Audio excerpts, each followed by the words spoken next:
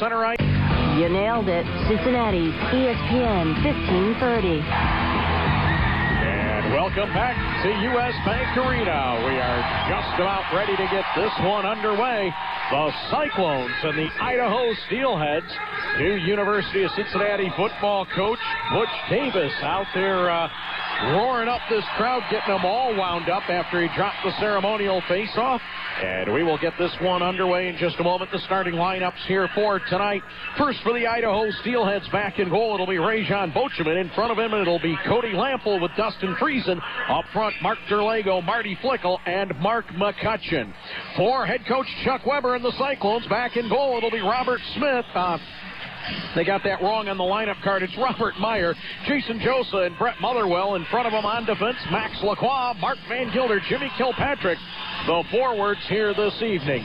The referee for tonight's game, working his 95th game of the year, is Gino Binda. Gino Binda, well, Cyclones fans, you should be excited to see Gino. The club is 4-0 in the postseason when Gino works games, and 9-1 overall. They have a 9-game winning streak with Gino working the games. Of course, he played high school hockey with Cyclones defenseman Brian O'Hanley. His linesmen tonight are Paul Reed, working his 100th game of the year. And here's a turnover in the slot. Kilpatrick leads it out in front. The net is dislodged here at the side of the cage as the Cyclones were on the attack 20 seconds in. And a turnover by the Steelheads deep in their own zone nearly led to the first goal here. The other linesman joining Paul Reed, working his 100th game, is Mike Hamilton, who's working game number 116 this season. The faceoff will stay deep in the Idaho end, just to the left of Rajon Bocheman. The Trendformers' hottest player. Wow, so many choices with this Cyclones team, the way the postseason has gone so far. For my money, I'm going to go off the board and give it to Mark Van Gilder, who had a pair of goals last night. Trendformers is the official thermography service provider of the Cyclones and U.S. Bank Arena. Check them out on the web at www.trendformers.com. Back in the Cincinnati end, here's Matthew Auban into the middle of the ice for Dustin Sproat. Up the right wing side, fired a shot. That one tipped away, but Auban was able to get the loose puck. Played it out in front there. That one went wide of the cage. In back of the net once again, this is an opportunity. Here comes Kevin DeVirgilio into the neutral zone. Played that one ahead, tried to put that onto the stick of Kushnierik. It was tipped away, and O'Hanley will play it into the left corner for Sheehan. In back of the net again for O'Hanley. He'll play that one right wing side for Benson. Up the boards, it'll be handled. Benson takes a big hit here, but it'll be played by Sproat up ahead. Getting this one back into the Idaho end, chasing it down will be Weston Tardy. Rims it around the boards, right wing side. Dixon tipping this one back into the Cincinnati end, and Reed Cashman will race out to play the puck.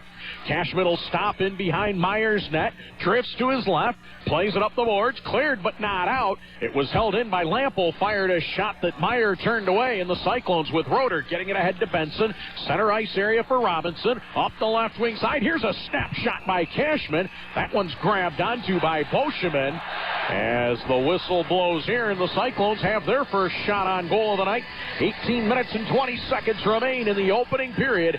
No score from here at U.S. Bank Arena. Game 5 of the Kelly Cup Finals. For Cincinnati, it's win and collect the hardware.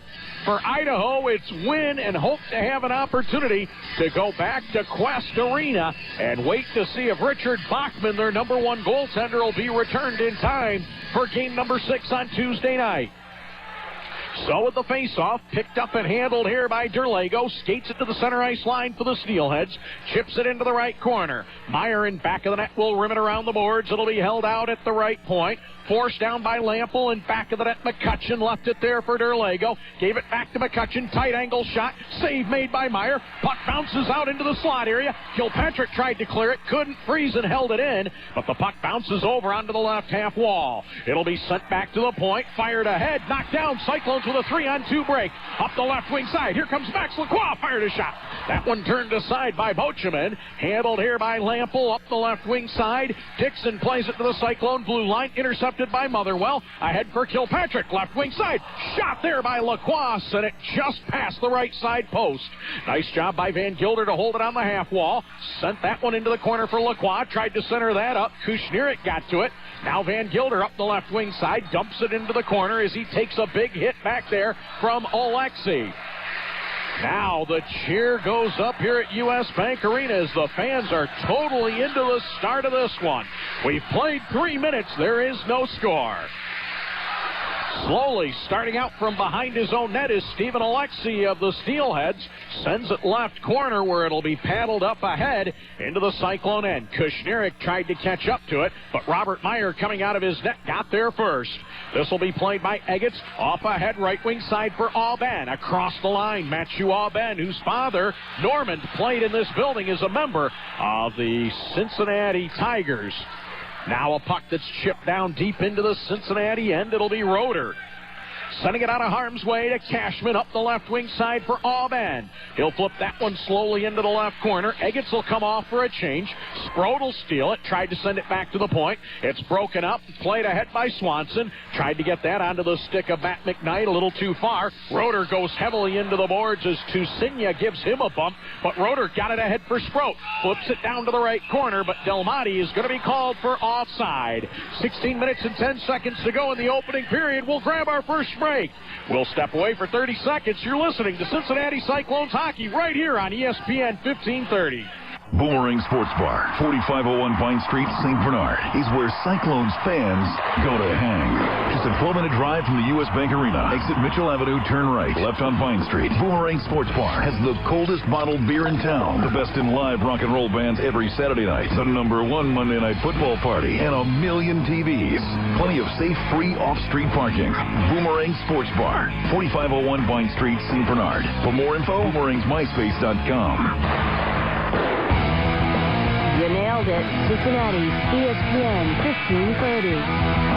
And welcome back to U.S. Bank Arena. A little repair going on in the corner to the right of Robert Meyer to the glass. They'll make some adjustments, and we'll get this one started in just a couple of moments. Folks, don't forget there are other great events coming to U.S. Bank Arena when the Cyclones are on the road. Coming up tomorrow night, it's WWE SmackDown. Tickets are available for that one. You can walk up and buy those. And then if you're looking for something a little different, mark this one up on your calendar. Tuesday, October the 19th, the NBA rolls into town. The Cleveland Cavaliers and the Philadelphia 76ers are going to have at it. You can get your tickets already. Those are on sale. And then don't forget, coming up on October the 11th, Muse comes in. And you can get tickets for these events and many, many more by going to www.ticketmaster.com. Or you can call from anywhere in North America at 1-800-745-3000. Well, one of the nice things, folks, about having games in your own arena, which is where we're at tonight here at U.S. Bank Arena, a massive crowd. This is going to be one of the top crowds in finals history. We'll pass along a number as soon as we know what that one is going to be. But nonetheless, joining me in the first intermission will be Cyclones sales executive Chris Parsons to kind of talk about, you guys heard me all season long talk about all the spectacular sponsorship opportunities and ways you can be involved with the team and with the building. Chris will take a couple of minutes and chat about it. And then you'll be able to, during the second intermission, spend a few minutes and listen to the conversation. George Vogel from WLWT Channel 5 is going to join me. That'll be coming up in the second intermission tonight. Isn't that fun? We won't be doing the tape stuff, although it's great to hear from the players. It's kind of nice to get some interaction and find out what other people are thinking along the way. All that coming up during our Boomerangs intermission reports in the first and second breaks tonight. So a little more work going on over in the corner to the right of Robert Meyer. They're fixing a sheet of glass. As we take a look, the Cyclones tonight are playing in their 24th postseason game in these playoffs. That now establishes a new Kelly Cup playoffs record. It was previously 23 games set last season by South Carolina, and before that, the Cyclones team of 2008 was one of 4 clubs that had played in 22 postseason games to set the record initially. And just in case the Cyclones are fortunate enough to win this game, there are just 3 players on this roster who are active. Please make a note of that. Yes, we know Scott Reynolds has a ring. However, he is not active on the roster right now because he was injured before that. But of the guys that are eligible to play, Matthew Alben and Barrett Eggets were both part of the 2008 championship team here in Cincinnati, and Hans Benson claimed a title during his days. I believe it was in 2006 with Laredo of the Central Hockey League. And then, of course, Scott Reynolds was a part of the 2008 team. However, because of a late season injury, he was an omission from the playoff roster. Happy to report Scott is up and walking around and moving around pretty good. I'm pretty sure he's going to be excited to come to training camp in the fall. So it looks as though the repair over in the corner to the right of Robert Meyer is taken care of. We're going to come back to center ice and drop the puck. That'll be coming up in just a couple of moments. As we take a look, head coach Chuck Weber, well, the win last night, his 44th in 4 seasons here. That is the most ever by a coach in a 4-year window in ECHL history. Davis Payne, who was with Alaska from 2004 through 2007, had won 38 games. So Chuck didn't just break a record. He smashed it, threw it into a paper sack, and beat it with a hammer all the way down to a fine dust by the time he was done with the record. And a victory here tonight, well, that would just be the icing on the cake. So again, 16:10 to go here in the opening period. We have no score between the Cyclones and the Idaho Steelheads. It's game number 5 of this best-of-7 series to determine the Kelly Cup champion. The Cyclones won the American Conference playoffs, and Idaho, the National Conference champions. We'll tell you how they got there a little bit later on. Off the draw, this puck pushed into the right corner. Lacroix heads heavily into the corner to get it. He'll battle there as he takes a bump from Tusinia. It'll be Kilpatrick trying to play it down the wall. It's chipped away from him. Derlego will release the puck to the center ice logo. Lacroix will chase it back, gives it back to Motherwell deep in the Cincinnati end. Into the neutral zone. This is Kilpatrick. Tried to work that one past McCutcheon. Was able to get it onto the stick of Van Gilder for a moment. Now here's a turnover. High slot for Flickel. Threw that one out in front. Nothing doing as Motherwell able to send it ahead right wing side for Lacroix. Lacroix will kick it into the corner. Back there is Friesen. He'll take it behind the net. Dustin Friesen drifting to the right corner. Now we'll play it ahead. Sheehan takes a big whack there, and Kushnirik put himself offside as he chased the puck. And the whistle will come with 15 minutes and 20 seconds to go. In period number 1, we have no score. So the face-off will come just outside the blue line to the left of Robert Meyer in the Cincinnati half of the ice.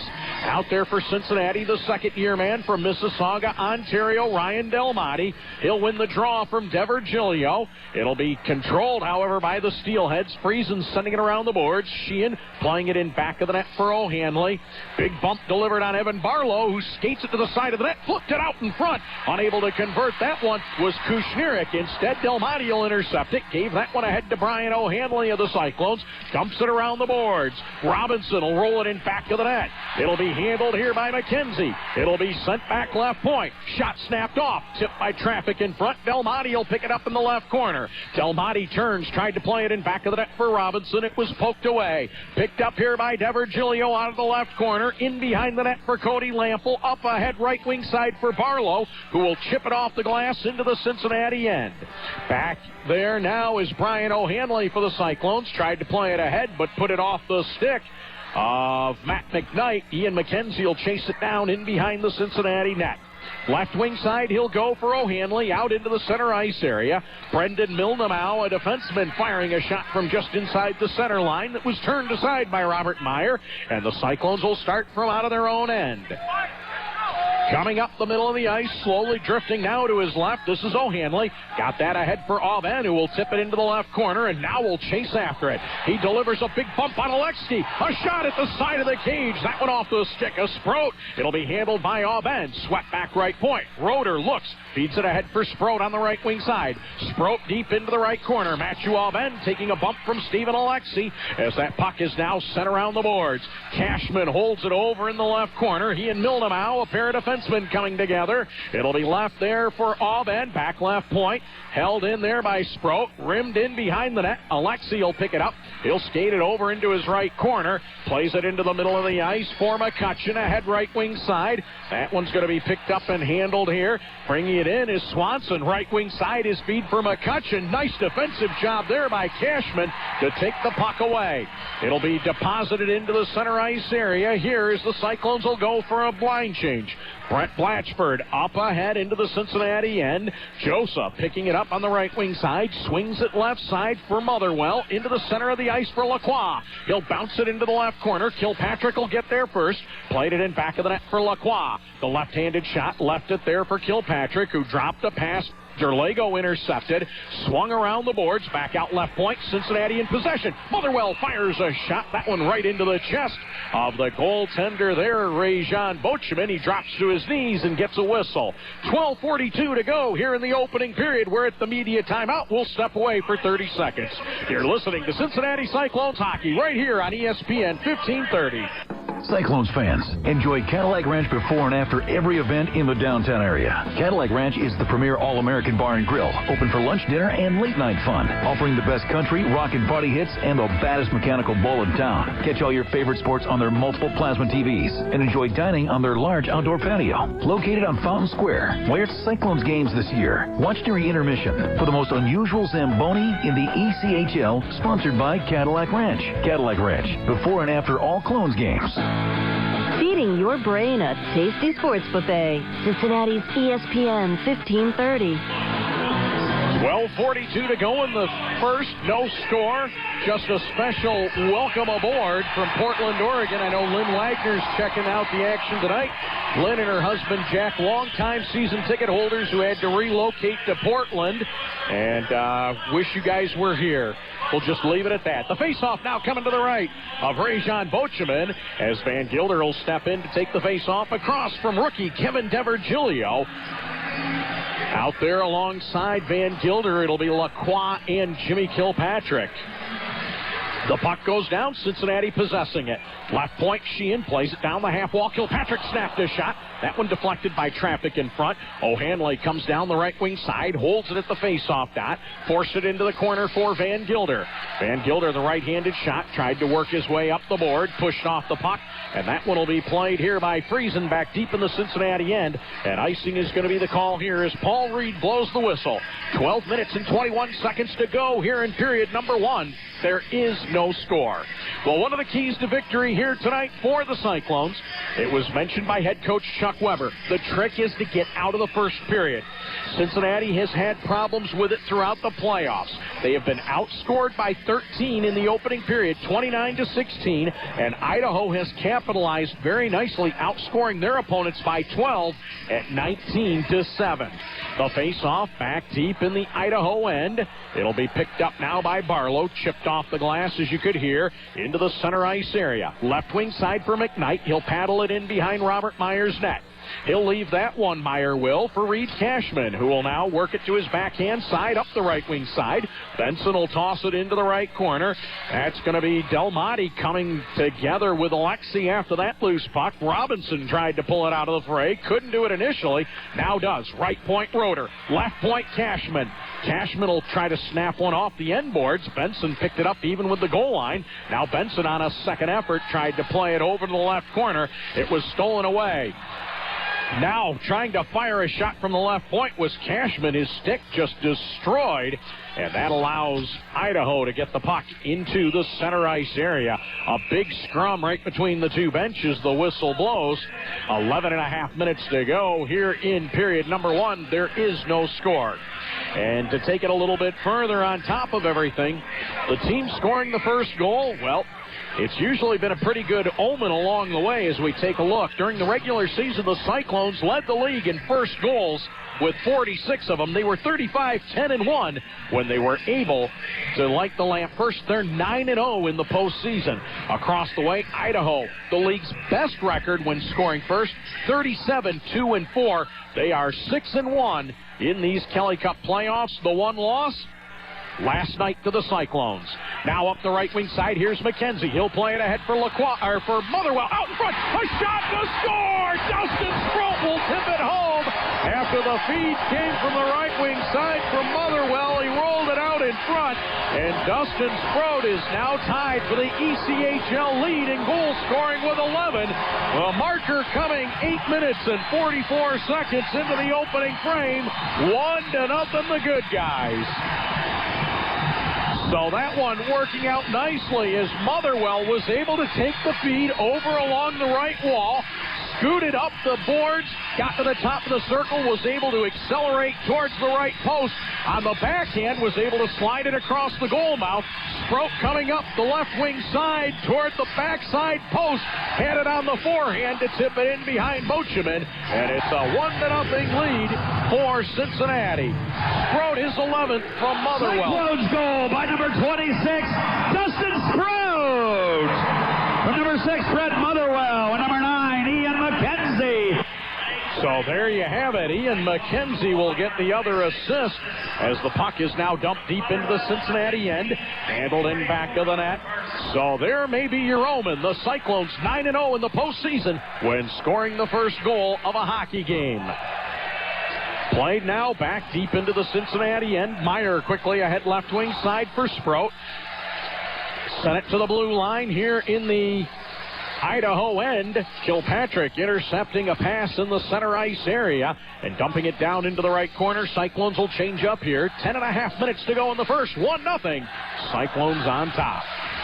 Settling things down in back of his own net. This is Weston Tardy. Actually, it's Brendan Mildenau. He'll play it quickly ahead for Alexi into the center part of the ice. Here's John Swanson. Fired a shot.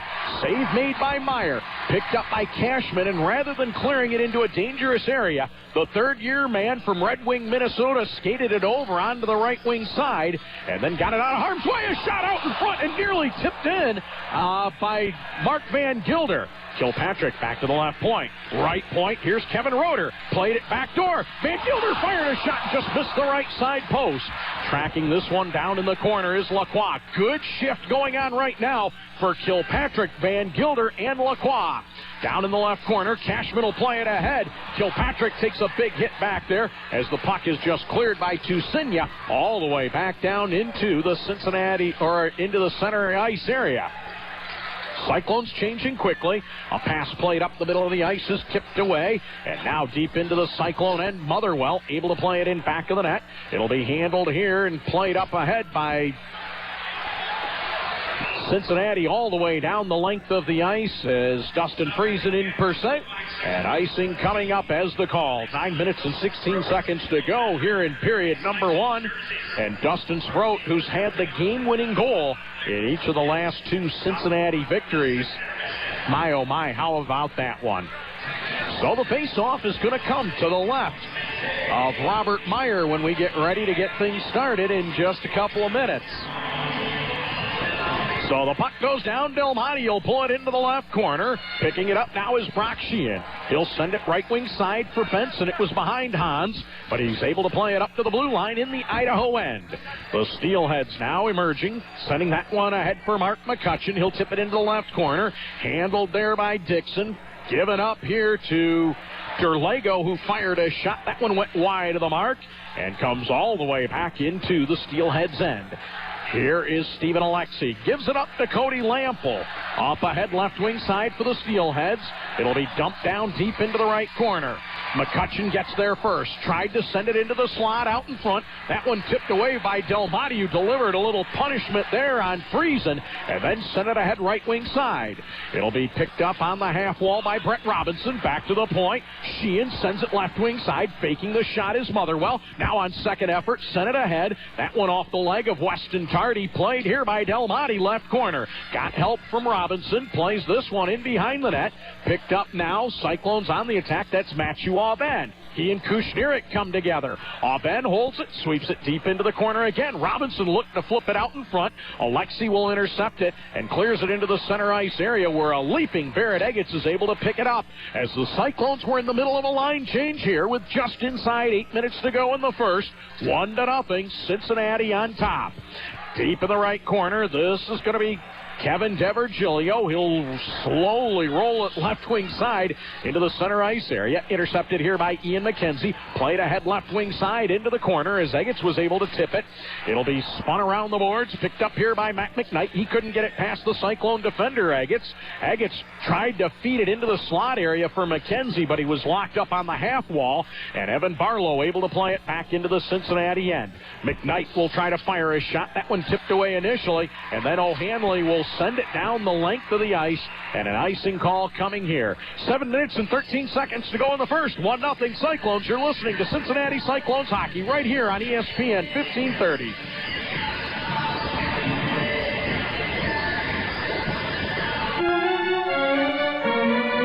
Whenever you're feeling good and hungry, it's Skyline time. Game time is Skyline time, so make sure Skyline Chili is always part of your game plan. There's nothing like a Skyline 3, 4, or 5-way or a plate full of Skyline cheese conies to give you that winning feeling.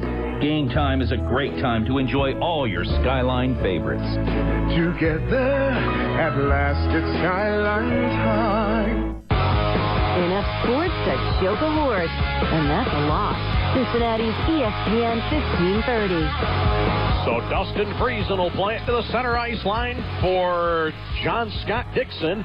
He'll play it right wing side. The shot fired in on goal, and that one from Alexi grabbed onto by goaltender Robert Meyer. The bodies come together. We're at a media timeout. And you know what? We don't get to do this every single day, but my goodness gracious, every once in a while a dignitary comes wandering in. Dr. David Argo from Beacon Orthopedics. Great to see you here, Doc. Great to be here. What an exciting night. You know, I came up here to sit with you because there's no seats in the house.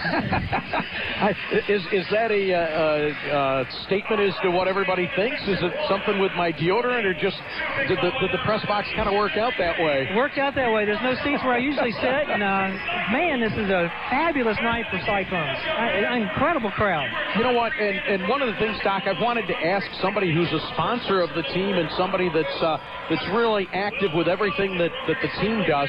You know what? It's a great relationship between the Cyclones and Beacon Orthopedics. Absolutely. We benefit so much from the exposure we have here, but we have the absolute pleasure of taking care of the best athletes in the world right here.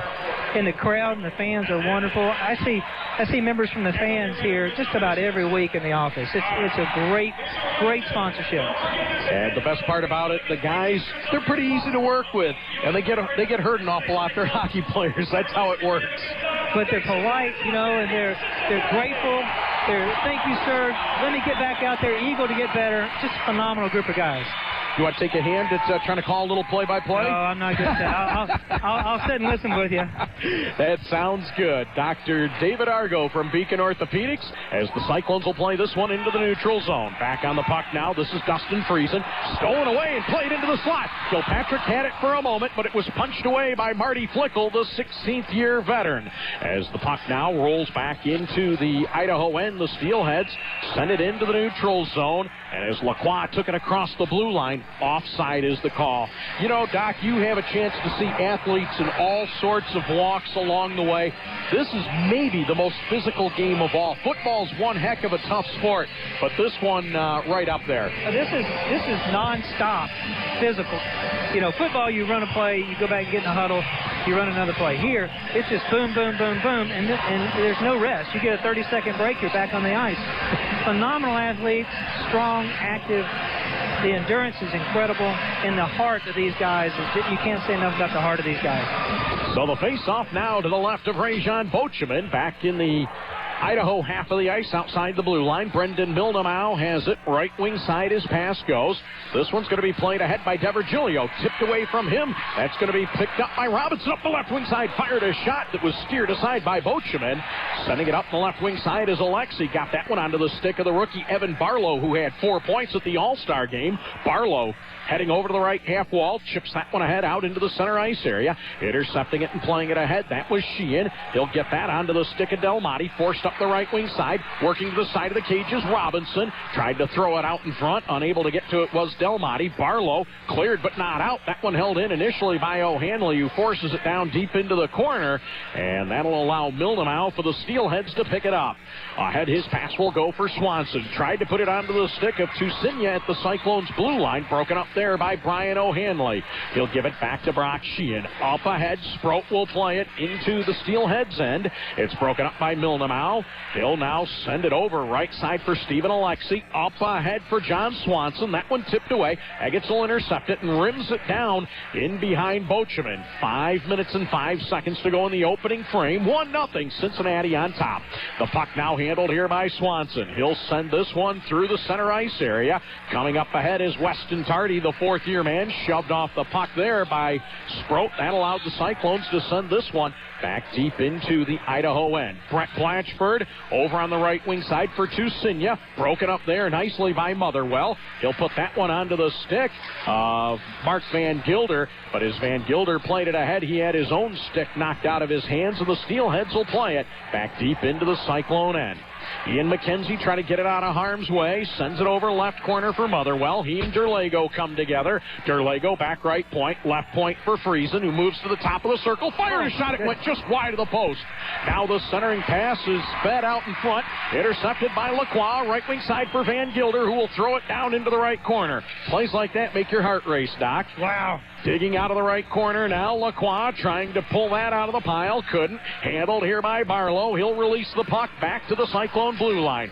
Turning with it is Cashman. Up ahead for Lacroix. Top of the left circle. Fired a shot. And Bocheman will grab onto that one. And with 3 minutes and 56 seconds to go in the first period, we're going to step away for our final break. 1-0. The Cyclones lead it. You're listening to Cincinnati Cyclones hockey right here on ESPN 1530. Jefferson Hall at Newport on the Levee is the 2009-2010 home of the Coors Light Cyclones Coaches Show. Each show will feature Coach Chuck Weber and 2 of the current Cyclones players. The show will be each Monday night from 7 to 8 throughout the season. Head down to Jefferson Hall at Newport on the Levee for great food and Coors Light beer specials during each Coaches Show. You could even win tickets to the next Cyclones home game. Don't miss it. The Coors Light Cyclones Coaches Show at Jefferson Hall at Newport on the Levee, Monday nights from 7 to 8. You found Cincinnati's ESPN 1530. In the center ice area, Brett Robinson up the left wing side. Delmonte tried to tip it ahead, but got it to Robinson, who fired a shot out in front. Trying to tip it was Benson, and I believe they're going to say he knocked it down with a high stick, and the faceoff is going to come out into the center ice area there. 3:37 to go in the first, which means had Benson tipped that into the goal and he was able to kind of kangaroo the puck off the ice, it would not have counted. So the faceoff now is going to come to the left of Rajan Bocheman, just outside the blue line in the Idaho end of the ice. Delmonte in across from Kevin DeVirgilio, who had 18 goals in the regular season. The rookie from Sterling Heights, Michigan, centers the line. Out there with Kushnirik and Barlow for Idaho. Barlow stepping across the center ice line, plays it into the right corner. It's gloved down by Cashman. And as he plays it here, they're going to say it was a hand pass, and the face-off is going to come just in front of the Cyclones bench to the right of Robert Meyer. 3 minutes and 28 seconds to go in this opening period. 1-0. Cyclones on top here. A goal coming from Dustin Sproat. 8 minutes and 44 seconds into the contest.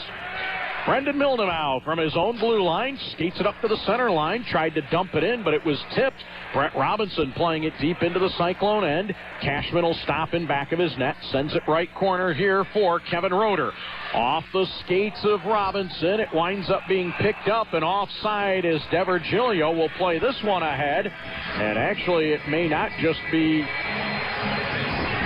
Maybe just an offside call here because it was our referee who had the arm in the air, and that's always a little bit of a confusing moment. That usually leads to a penalty. Doc, we were talking about the injuries. You know what, Beacon Orthopedics, besides handling just the injuries and the rehabilitation, you guys do a lot of work in the preventative side of things as well. We do. We put on different coaches symposiums and talks to help out coaches and athletic trainers to learn how to really take care and prevent injuries. We have injury prevention clinics. We really try to focus on that.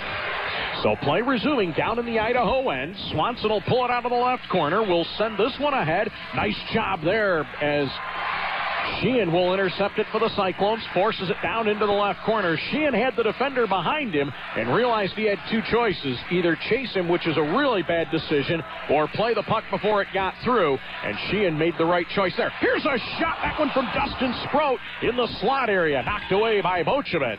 Starting up ice here for the Steelheads.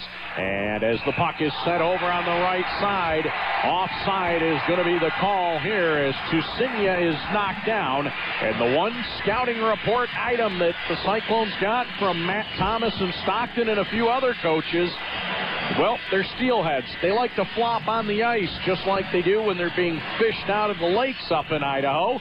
And with 2:23 to go here in the first, the Cyclones lead it 1-0 in Tusinia. Flop, flop, flop, but not going to get a call. You know, that flopping like that just makes me nervous. Yeah, anytime they go down like that, I can certainly understand your point of view, Doc.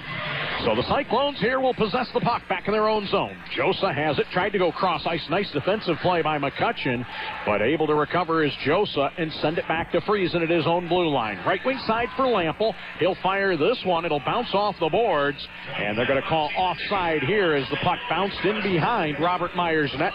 Lego all set to collect the rebound and try to fire it into an empty net, but the whistle blew ahead of time. 2:09 to go in the first. The Cyclones lead it 1-0.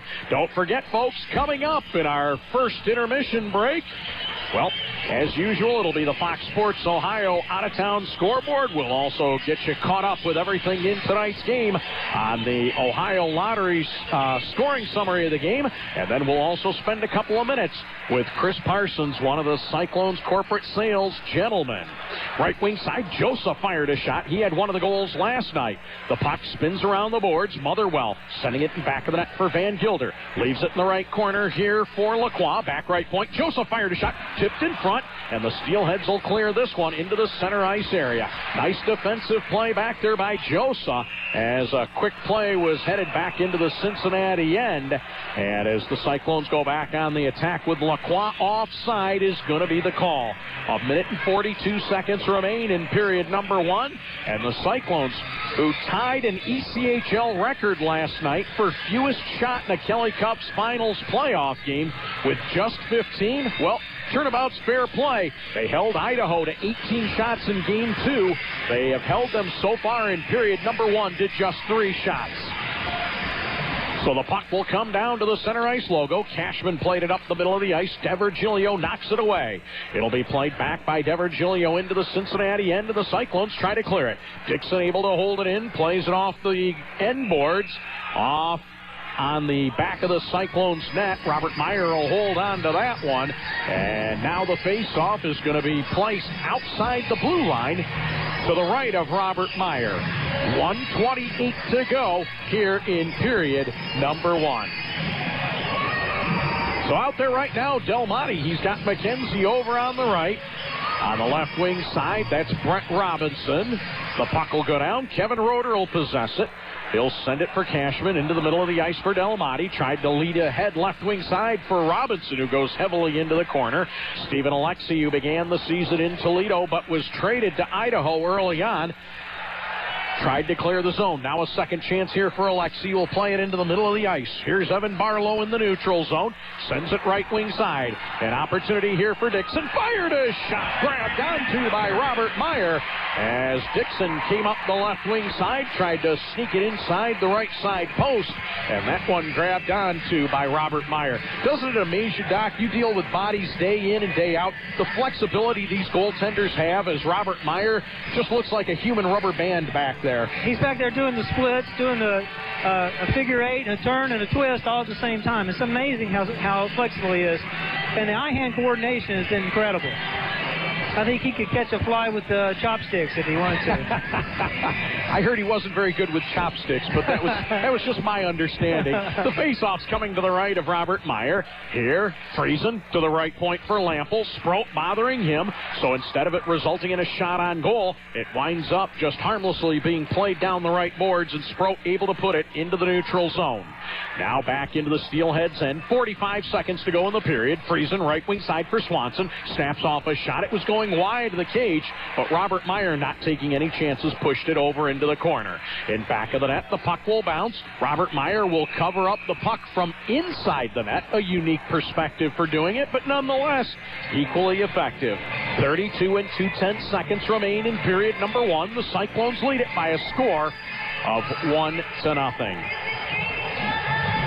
So the face-off now going to stay deep in the Cyclones' end, and this has been a problematic end of periods for the Cyclones. In this series, they have given up 2 goals in the final minute of the first period. And to do that tonight, well, they would lose their lead. They would like to go into the second period with an edge, because in the playoffs, the Cyclones are 3-0 when leading after 20 minutes of hockey. Down in the left corner, this is an opportunity for Mark Terlego. His dad, Bill, played for the Toronto Maple Leafs for many years back during the 1980s. Now here's Joseph from just inside the center ice line, putting it in on goal, and that forces Bochum to drop to the knees and cover up on it with 15.5 seconds to go in period number 1.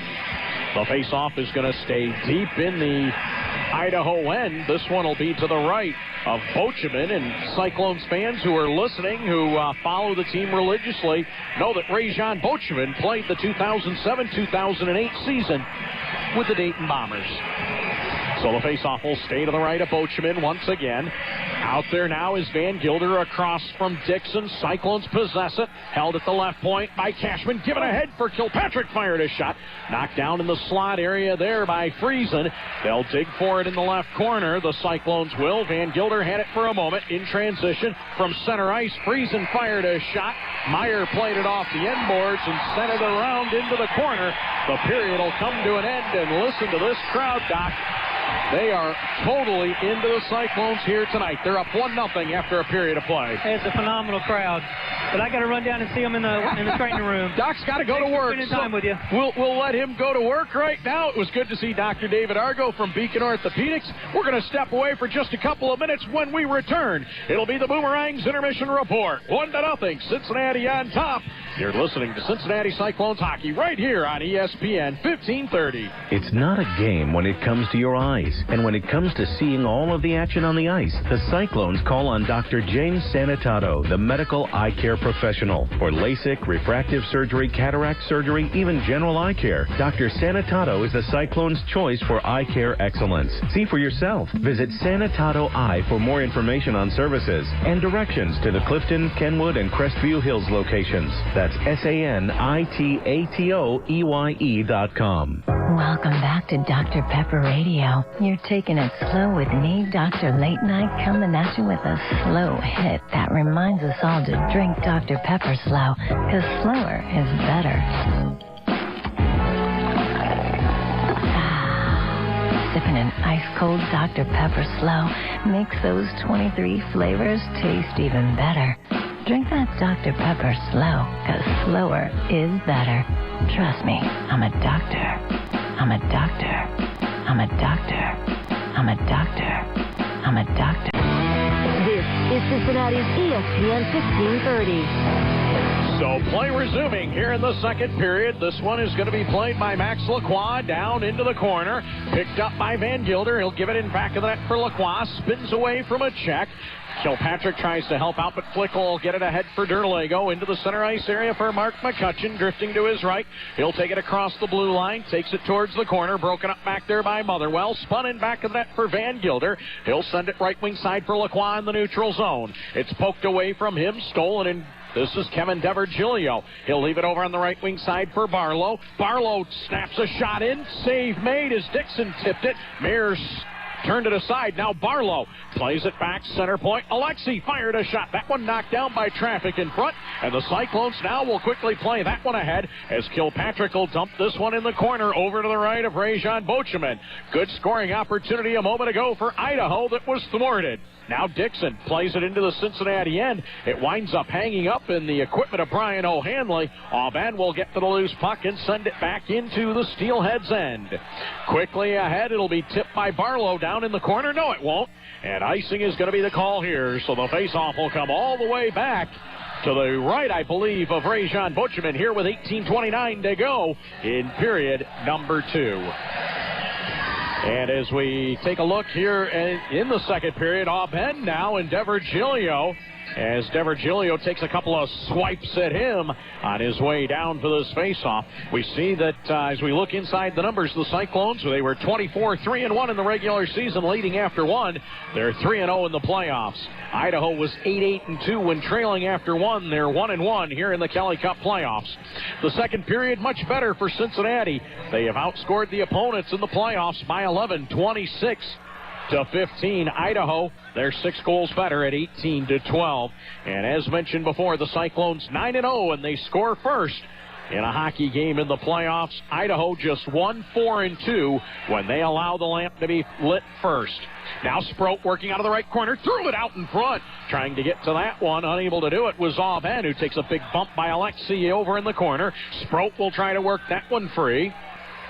Digging away now, Eggetz will step into the fray. He's locked up over on the wall. It'll be picked up for just a moment as Mildenau taking it away from Eggetz, who will give it up to Sproat up the right wing side. Sproat tried to throw it out in front. That one tipped away. Sproat will pick it up now all the way on the left wall. Played it into the left corner for Auban. Tried to give it back to Sproat. Auban gives it up to the point. Sheehan.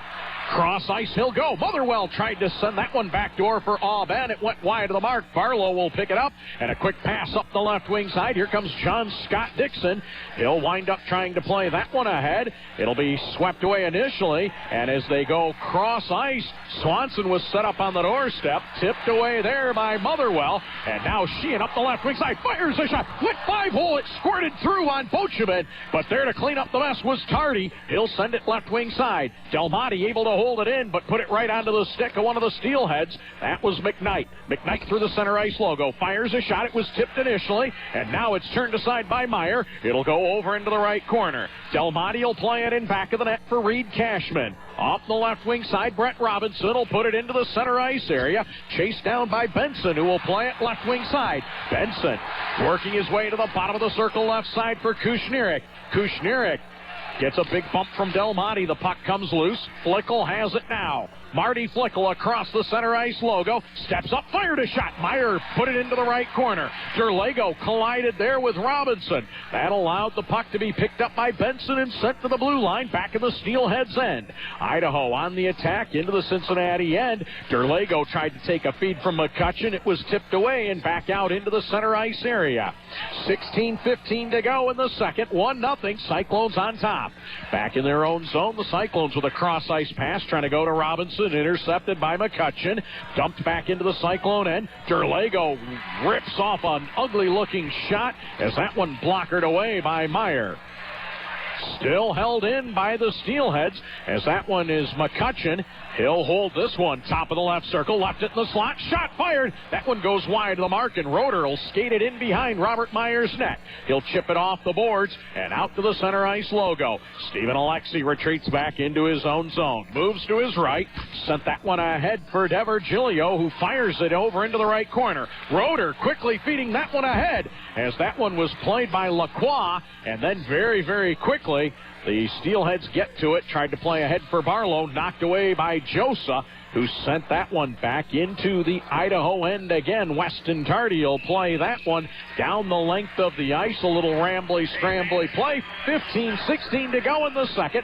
1-0 Cyclones lead it. We'll step away for 30 seconds. You're listening to Cincinnati Cyclones Hockey on ESPN 1530. Cyclones fans, enjoy Cadillac Ranch before and after every event in the downtown area. Cadillac Ranch is the premier all-American bar and grill, open for lunch, dinner, and late-night fun, offering the best country, rock, and party hits and the baddest mechanical bull in town. Catch all your favorite sports on their multiple plasma TVs and enjoy dining on their large outdoor patio. Located on Fountain Square, where it's Cyclones games this year. Watch during intermission for the most unusual Zamboni in the ECHL, sponsored by Cadillac Ranch. Cadillac Ranch, before and after all Clones games. ESPN 1530. So the Cyclones getting it into the neutral zone here. This is McKenzie. He'll play it off the skate of Motherwell, who directs this one back into the corner of the Idaho defense. It'll be picked up on the half wall. McKenzie forcing it deep into the corner, but DeVirgilio will intercept it. Sproat will step in, trying to work it free. Handled by DeVirgilio. Cross ice for Weston Tardy. He'll fire a shot from center ice that Meyer will steer over into the left corner. Motherwell around the boards for Josa, right corner. Up ahead for Benson, who tips it back to the blue line in the Idaho end. Lample quickly left wing side for Oleski. He'll reverse it right wing side for Kushnirik. Sent that one out in front, and the puck will bounce over into the right corner. Motherwell able to get this one ahead. Here's Matthew Aubin from the center ice stripe, dumping it down into the corner. It'll be picked up here by Lample. Set up the left side boards. Sheehan lost the handle, realized he was in trouble. Now here's a 3-on-2 into the Cincinnati end. A shot ripped off by McKnight. He scores. So with 14:09 to go in the second, Sheehan winds up running into one of the Idaho players. Ben looking for an interference call there, but that's not going to happen on that play. And 5 minutes and 51 seconds into this second period, the Idaho Steelheads have tied the game as Matt McKnight returns to the lineup tonight and picks up his 5th goal of the postseason. We'll wait for the assists on the goal. But it is now a 1-1 hockey game with 14:09 to go in this second period. So we'll wait for the Wild Man to give us the scoring summary. Back out to center ice. Cyclones will possess this one. Sheehan in his own zone up the left wing side. Idaho goal by number 19, Matt McKnight. From number 11, Brandon Kushnick. Number 2, Cody Lampy, and 5:51. So Kushnirik and Lample will get credit for the assists on that goal. And Kushnirik and Lample, that's not exactly a line that puts fear into you for Idaho, but it was effective there as that shot was ripped from the high slot area up over the right shoulder of Robert Meyer. Now, O'Hanley will send it up the right wing side. It was held in, played deep in the corner. Trying to get to that one is Derlago. Chopping a loose puck out in front. It'll be picked up in back of the net again by Derlago. Gives that one up to McCutcheon at the side of the net. And the puck was covered up initially by Robert Meyer, and the whistle will blow here. And with 13 minutes and 37 seconds to go here in period number 2, it is a 1-1 hockey game.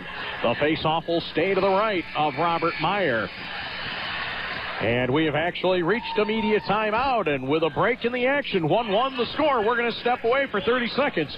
You're listening to Cincinnati Cyclones hockey right here on ESPN 1530. Whoa, looks like you got those new Wendy's spicy chicken nuggets. Yeah. What are they, too spicy? No.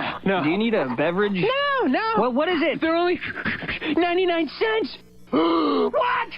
Only 99 cents? Only Wendy's has spicy chicken nuggets. 5 pieces of all white meat chicken seasoned with 3 different kinds of peppers and real savory spices. But the real kick is that they're only 99 cents. 99 cents? Try Wendy's spicy chicken nuggets today. For limited time only. Prices and participation may vary.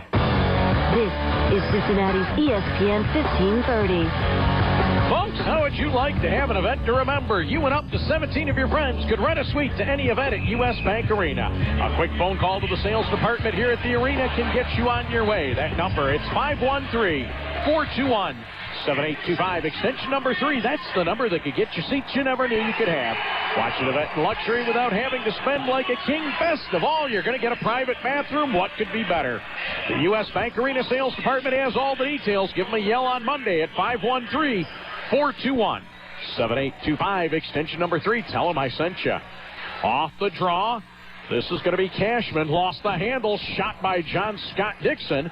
That one turned aside by Meyer in back of the net. That one was handled by DeVirgilio. Dixon back right point. Played here in back of the net. That one by Tardy. Intercepted here as that one played by Barlow deep in the right corner. DeVirgilio had it for a moment. Reed Cashman works it free. Eggets for the Cyclones will pick it up. Sends it right wing side for Auban, who does not have a stick. That allowed Idaho to hold this one in. It'll be played down deep in the corner by Barlow. He and Cashman, for all intent and purposes, the WWE event tomorrow night starts a little early. Here's a shot by Tardy. That one knocked down by Sproat. It winds up coming into the neutral zone. That'll be Brett Blatchford playing it back into the Cincinnati end. Cashman will intercept it. Long pass right wing side, and unable to tip it was Sproat, and icing will be the call here with 12 minutes and 43 seconds to go in this second period. So Cincinnati getting its goal, 8:44 into the first. Dustin Sproat, his 11th goal of the playoffs. That ties Olivier Labelle of Reading for the most in the ECHL postseason. Matt McKnight, his 5th at 5:51, and that's where we're at right now with the game tied at 1. The faceoff coming to the right of Robert Meyer. Swanson and Eggets out there to take the faceoff right now. And they are going to eject Eggets from the faceoff. That means Dustin Sproat now will have an opportunity to take the draw. The left-handed shot from Red Deer, Alberta will win the draw. Cashman couldn't get there. It'll be McKnight playing it out in front. Shot as Meyer turned it aside. Secondary attempt. That one didn't get through. It was knocked down by Cashman. Kushnirik over in the left corner trying to pull it out of the pile as he and Roeder come together.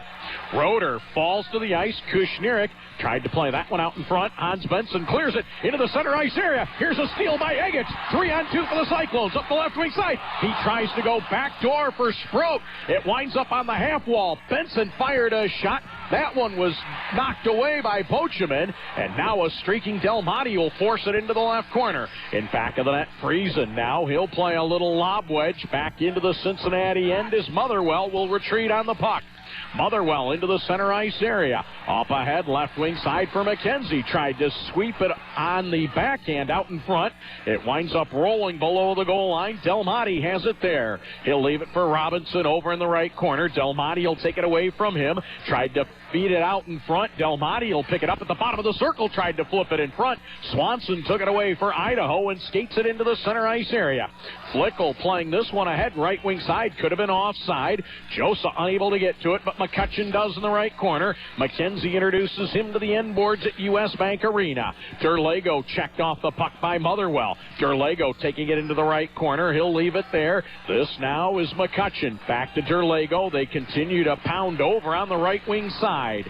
Stolen away here by Robinson. He'll force it into the left corner. Bocheman in back of his net will send it left wing side. And then very quickly the defenseman will feed it in behind the net. Idaho able to relieve pressure is O'Hanley. Got it ahead here for Kilpatrick at the center ice line. He'll lift one that probably could have used a fair catch as the puck is grabbed onto by Bocheman as it rolled just across the top of his goal crease. And with 10 minutes and 50 seconds to go, we're less than a minute away from the midway point of the hockey game. 1-1 is the score. The faceoff is going to be coming to the right of Rajan Bocheman. Again, back in the Steelheads net. Folks, could you picture your company's logo on the dasher boards here at U.S. Bank Arena? Maybe on one of the great giveaway items or even some of the beautiful arena signage. Sponsorship opportunities and much more are available both with the Cyclones and U.S. Bank Arena. Chris Parsons was here a few minutes ago, and you can talk to him on Monday. Give him a holler at 513-421. 1250 is his direct dial number. I'll give it to you if he won't. Now the Cyclones on the attack. Here's O'Hanley trying to play it ahead. That one tipped away. And a streaking DeVirgilio up the right wing side. Steps in the middle of the ice. Fired a shot. And Robert Meyer grabs that one with the glove hand and holds on there.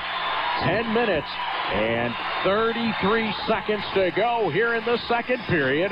1-1 is the score. And I got an update during the intermission. Special shout out tonight going to Tom Pavlik, who's listening tonight on the B2 network up in Toronto just for grins. We asked him to tune in on ESPN 1530 to see if he could get it. he can listen to the game on the radio up in Toronto. So how's that for strength of signal? We know what strength of schedule is. Now we know strength of signal. ESPN 1530 can be heard in Toronto. So the face-off is going to stay back deep in the Cincinnati end. This one's going to originate to the left of Robert Meyer. Thanks for doing that, Tom. Just wanted to see if it worked. I thought it did. Thanks for the confirmation. Agats and DeVirgilio will step in for the face-off here. The puck will go down. Roeder in the right corner has it. Sends it in back of the net. Little too strong. Not even Barlow could pick it up. Nice job there by Aubin to use the body, but a turnover. Stepping in the slot is DeVirgilio. He'll fire that one wide. It'll be played by Cashman around the boards, left wing side. Sproat forces it into the neutral zone. Retreating on it is DeVirgilio. He'll quickly send it into the middle of the ice for McKnight. Between the center ice line and the Cyclones' blue line, and that one will bounce into the corner. It'll be Roeder playing it ahead for Sproat. Stolen here by Toussigno, but the Cyclones able to dispatch the puck to the blue line back in the Steelheads' end. Freezing into the middle of the ice for McKnight. It's taken away from him. Cashman will quickly send it ahead right wing side for Delmonte. Delmonte in front of the penalty boxes has it here. Quickly ahead left wing side for Hans Benson. A little too strong, but Benson goes with Friesen heavily into the corner. It'll be spun around the boards. Back out right point. Joseph fires a shot. It was tipped. He scores. I believe Brett Robinson got a piece of it as that one came from the right point off the stick of Jason Josa. And just inside the second half of the game, 9 minutes and 37 seconds to go in this middle period. The Cyclones with a 2-1 lead, courtesy of Brett Robinson tipping a shot in the low slot area. And for Robo, that's going to be his 9th of the playoffs. That leads all rookies in the ECHL. So how about that one? 2-1 in favor of the good guys. Josa ripped the shot from out at the right point, making a bid to score goals in back-to-back nights. But I believe Robinson got a piece of it. And we now have a 2-1 lead in favor of the good guys. Cyclones goal by number 76, Brett Robinson.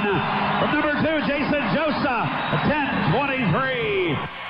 So there you have it. Josa gets the only assist on the goal. And a penalty coming to the Cyclones on a big hit in the corner here by Lacroix on Alexi.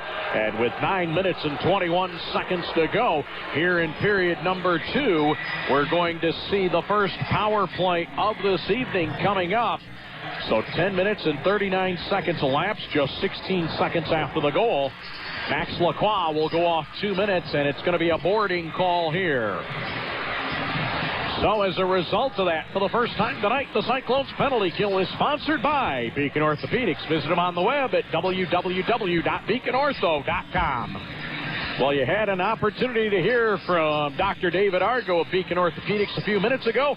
Let's hope that rubs off into something positive for the Cyclones. Idaho, 5th in the ECHL on the power play in the regular season at 21%. 81 goals and 386 chances. The Cyclones penalty kill, 11th best in the league at 80.6%, 66 goals permitted in 340 chances. And, of course, as everyone knows, the Cyclones, the no-goal patrol, they scored 16 shorthanded goals in the regular season. That led the league here in the postseason. They're tied with Idaho for the league lead with 4. Now stepping up, Barlow fired a shot along the ice. That one was knocked away, and the Cyclones will clear this out of harm's way. That's Barrett Eggets sending it the length of the ice. Bocheman will leave it at the bottom of the left circle. 30 seconds of this power play is by the board. Starting up ice, this is Friesen. He'll give it ahead for Flickle. Offside is going to be the call here. 8 minutes and 43 seconds now remain in the second. 1 minute and 23 remaining in this power play. And taking a look further inside the numbers, we see that Idaho had the league's 3rd best road power play unit during the regular season, 22.7% away from Quest Arena, scoring 46 times and 203 chances. Cincinnati's home penalty kill here at U.S. Bank Arena, the 14th best in the league at 80.9%, 30 goals allowed in 157 chances. Off the draw, here's Aubin. Tried to work out in front, working 1-on-2, had it poked away. It was actually Van Gilder. My bad on the identification. Robert Meyer leaves it. The Cyclones will clear it, and Van Gilder able to push this one back to the blue line in the Idaho end. The first minute of the power play is now by the wayside. The Cyclones are still standing 2-1. Van Gilder will take this one right away from the charging forward, McCutcheon, and then sends it down the length of the ice. Bocheman will slow it down, picked up now by Friesen, skating it into the center ice area. Played it ahead for DeVirgilio, bounces it cross ice there. That'll be left in behind the net by Robert Meyer. Handled here, a little wraparound attempt, the save made in the slot, a one-timer, save made by Meyer off DeVirgilio, and Eggett sends it down the length of the ice. In pursuit was Del Monte, that forced Bocheman to play it to center ice, and Josa will rim it around the boards again. 20 seconds left in the power play. A big up pass here to Dixon, who will bring it across the line for Idaho, dumping it down into the corner. Roeder will get there first, releases it around the boards to the left point, and behind the play, a penalty coming. This one against the Steelheads. And their first power play of the night comes to an end on an elbowing call here with 7:27 to go in this second period. McKnight will go to sit down. And 12 minutes and 33 seconds in, it will be Matt McKnight off for an elbow. So that'll do it for that power play. Now that the Cyclones have killed off that penalty and are back to even strength, let Beacon Orthopedics bring you back to full strength from your injuries. Check them out on the web at www.beaconortho.com. Face-off coming now deep in the Idaho end to the right of Rajon Bocheman. The reason that one hurts so much, the face-off would have occurred in the Cincinnati end close to Robert Meyer. Now you back it up about 160 feet as a result of that penalty. 4-on-4 hockey right now. Cashman at the left point holding it. Forces it into the corner around the boards. It'll be picked up here by Mildenau. A turnover as Van Gilder will sweep it up the left half wall. It'll be cleared into the neutral zone. So for the first time tonight, the Cyclones are on the Wendy's power play with the new freeze-up promotion at Cyclones home games this season. The 80 locations in the greater Cincinnati area might not be enough for the fans. Now Meyer misplayed a puck that wound up landing on the top of his net. And the faceoff is going to stay deep in the Cincinnati end as that puck was lifted, and Meyer came out to play it, realized the trouble he was in as it was lifted like a sand wedge and dropped down past the rookie netminder. And if that puck had been shot about 6 inches less in distance than where it was, that one drops in the net, and we're tied at 2 with a shorthanded goal. So the faceoff is going to wind up coming outside the blue line in the Cincinnati end of the ice as a result of things. 6 minutes and 56 seconds to go. They'll go to center ice is where they're actually going to place it when we get ready to restart play here. 1:29 remaining in this power play, and this is, of course, the first power play of the night for the Cyclones. Up the right wing side, this one's going to be played by Van Gilder. It's off of Gino Binda, and a whistle here as Binda is injured. He's going to head right to the Cyclones bench as he took that one off the ear, and I'm not sure whether he is hurt or just got his bell rung exactly, but Cyclones athletic trainer Bob Case taking a look immediately to see what's going on here to the left ear of Gino Binda. And while we grab a little bit of a break right there, let's take a look at the Cyclones power play here. It is 14th in the ECHL during the regular season, 16.7%. They scored 67 times in 401 opportunities. Idaho's penalty kill in the regular season at 82.8%. 58 goals allowed in 338 chances. Gino Binda getting some attention there at the Cyclones bench. Again, trainer Bob Case from Beacon Orthopedics, the Cyclones athletic trainer, taking a look. And because they haven't taken him down into the dressing room, I'm going to guess that that is not a particularly damaging blow. He's just going to get looked at here. And we'll get things started again in just a moment. Certainly you never like to see the referee or anybody out there on either team hurt. But that's what happened right there. What we are going to do right now, 6:43 to go here in the second. 2-1 Cyclones lead it. Now we're going to step away for a 30-second break. You're listening to Cincinnati Cyclones hockey right here on ESPN 1530. The international record labels are asking Congress for a handout, and they want to take it from your local radio stations. That means stations like this one have to cut back on the music we play or the community service we provide. Congresswoman Schmidt and Congressman Driehaus are standing up for local radio by sponsoring a resolution to keep the radio you love free from a performance tax. Thank you, Congresswoman Schmidt and Congressman Driehaus, for supporting local radio. Learn more at noperformancetax.org. This message furnished by the NAB and ESPN 1530. You're tuned in to Cincinnati's ESPN 1530. So the Cyclones with a center ice face-off on the power play now, right wing side. And this is going to be taken into the corner. Here's McKenzie skating it in back of the net. Plays it on the left half wall for Kilpatrick. Top of the left circle. Plays it down to the goal line for Van Gilder. They switch spots, leaving it here. Kilpatrick had it in the corner. Tried to make a move out in front. It was swept away from him by Friesen. Played ahead for McCutcheon, who got it into the neutral zone. Just outside the blue line, right wing side, here's Lacroix. Works his way up the right wing side, got pulled down. Swanson able to get to the puck and send it the length of the ice. 35 seconds left in the power play. Meyer's going to leave this one in back of the net for Reed Cashman. Cashman will pick it up, starting up the right wing side. Now he'll reverse it left wing side. Sproat steps around Weston Tardy at the goal line, spins it around the boards for Eggets. He'll send that one back out to the right point. Motherwell fakes a shot, leaves it on the half wall right side for Eggets. Steps up and fires, sent it just wide of the left post. Able to hold that one in. Nice effort there by Cashman. Got it ahead for Aubin. Backdoor feed in front of one time. It was Eggets. It went between his skates. Bad break there. Sproat had it for a moment. It was taken away by Flickle. Cleared down the length of the ice. And out of the box comes the Idaho player. That is McKnight, and that is going to do it for the power play. And with 5 minutes and 26 seconds to go here in the second, we are at another media timeout. We're going to grab our final break of the period right now with Cincinnati on top by a count of 2-1. You're listening to Cincinnati Cyclones hockey right here on ESPN 1530. Do you own a Saturn, Pontiac, or Toyota? Hello, I'm Jeff Weiler, and with Chevy's private offer, lease the 2010 Malibu LS for just $199 a month with $999 due at delivery. Or own the 2010 Silverado regular cab at just $15,500. And the Silverado LS 4x4 crew cab for just $23,900. Plus, we have 0% financing on nearly every new Chevy truck. Chevy's an American revolution with 5-year, 100,000-mile coverage. Jeff Weiler Chevrolet, cheaper in the country, Route 32, Eastgate. 48 months with approved credit, rebates deducted, plus tax, title, license, and fees. Call 800-595-3471.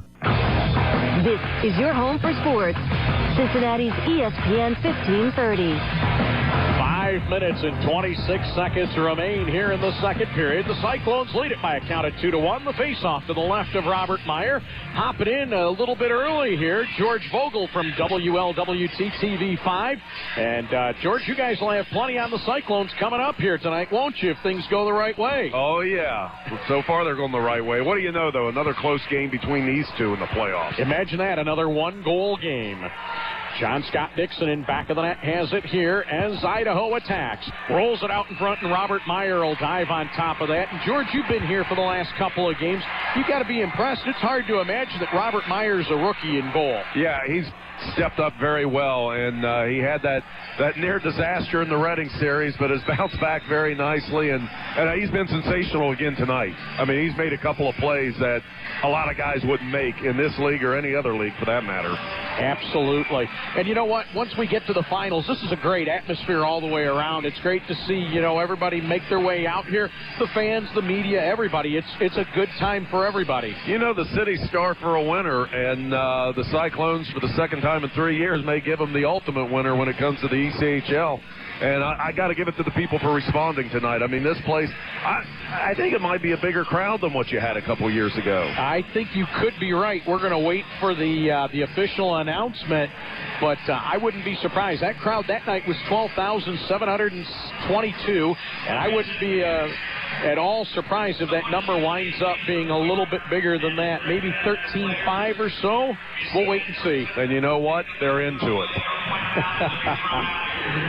So now working out of the right corner, here's McCutcheon. He'll bring it to the side of the net. He'll wind up having it poked away from him. He'll chase it down in the right half wall. McCutcheon tried to bring it out in front. Nice job defensively as that one was swept away by Motherwell. Got it ahead for Sproat. Right wing side for Auben. Throws it into the right corner. Sproat coming cross ice. Will chase that one down.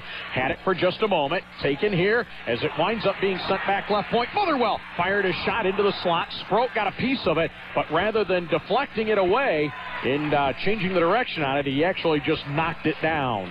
Now as Eggets will tip this one into the corner, the Cyclones will change up here. 4.5 minutes to go in the second. It's 2-1 in favor of the good guys. Del Monte trying to bring it up the right wing side. Wound up losing the battle initially, but it gets dumped in by Del Monte in behind Rajon Bocheman's net. Quickly up the middle of the ice, the pass will go to Flickel. Plays it on the backhand, right wing side for Brendan Kushnierik.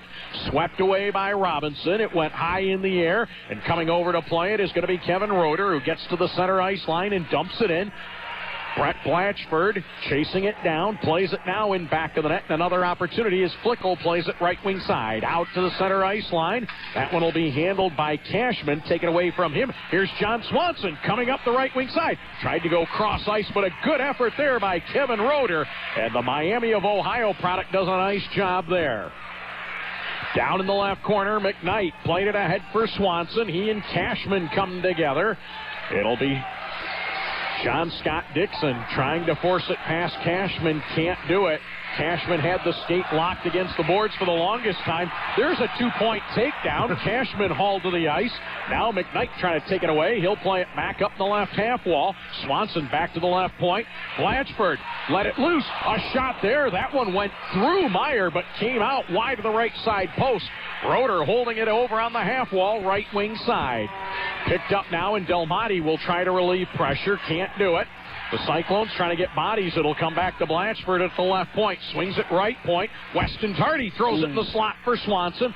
Fired that one, but it was tipped by traffic in front as we leak our way inside of 3 minutes to go in the second. Tardy tried to fire a shot. That deflected away.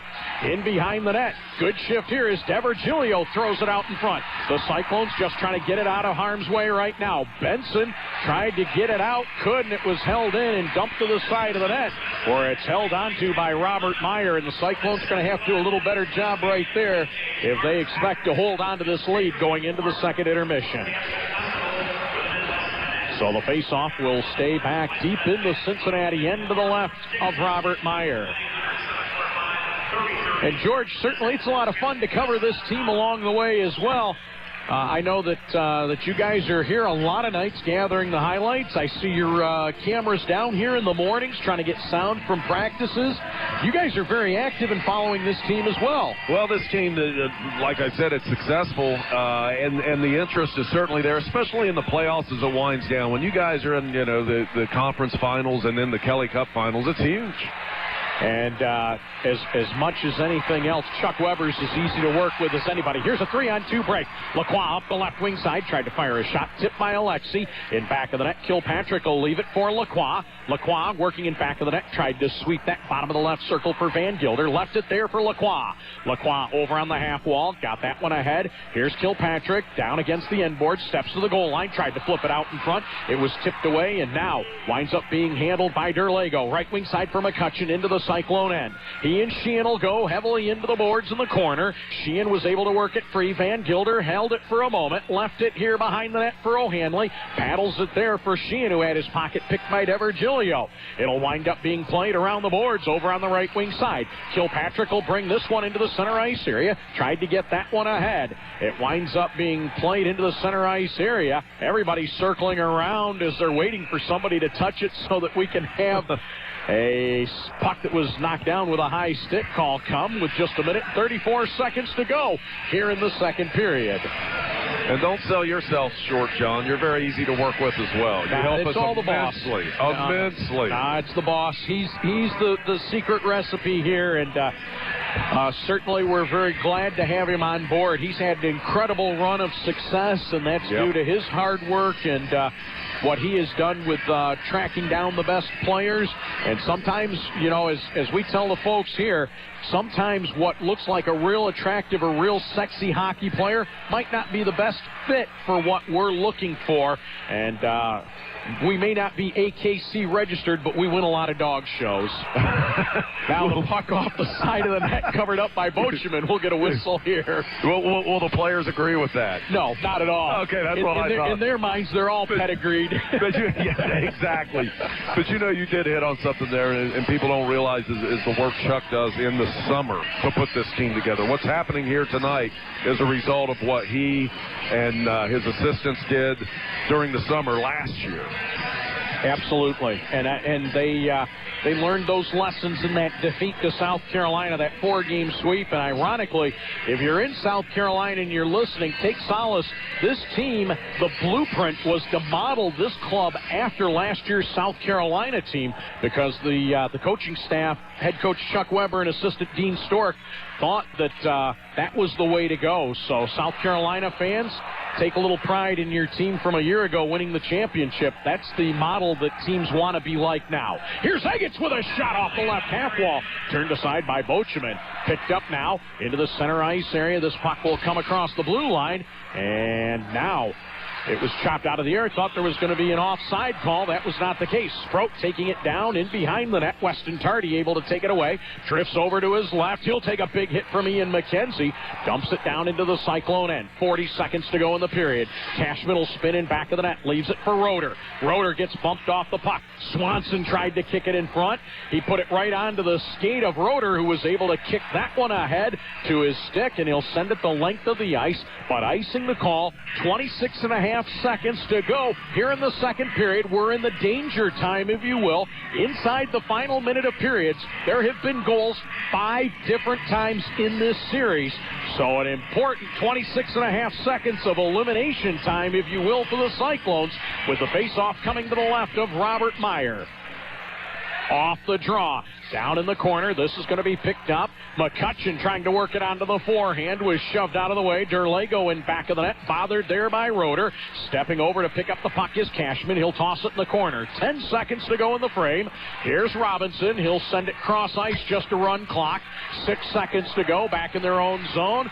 The Steelheads will play it into the right corner, and that's going to do it. And listen to this crowd as the second period ends. And Cincinnati leads this game by a score of 2-1 as Robinson heads over into the fray.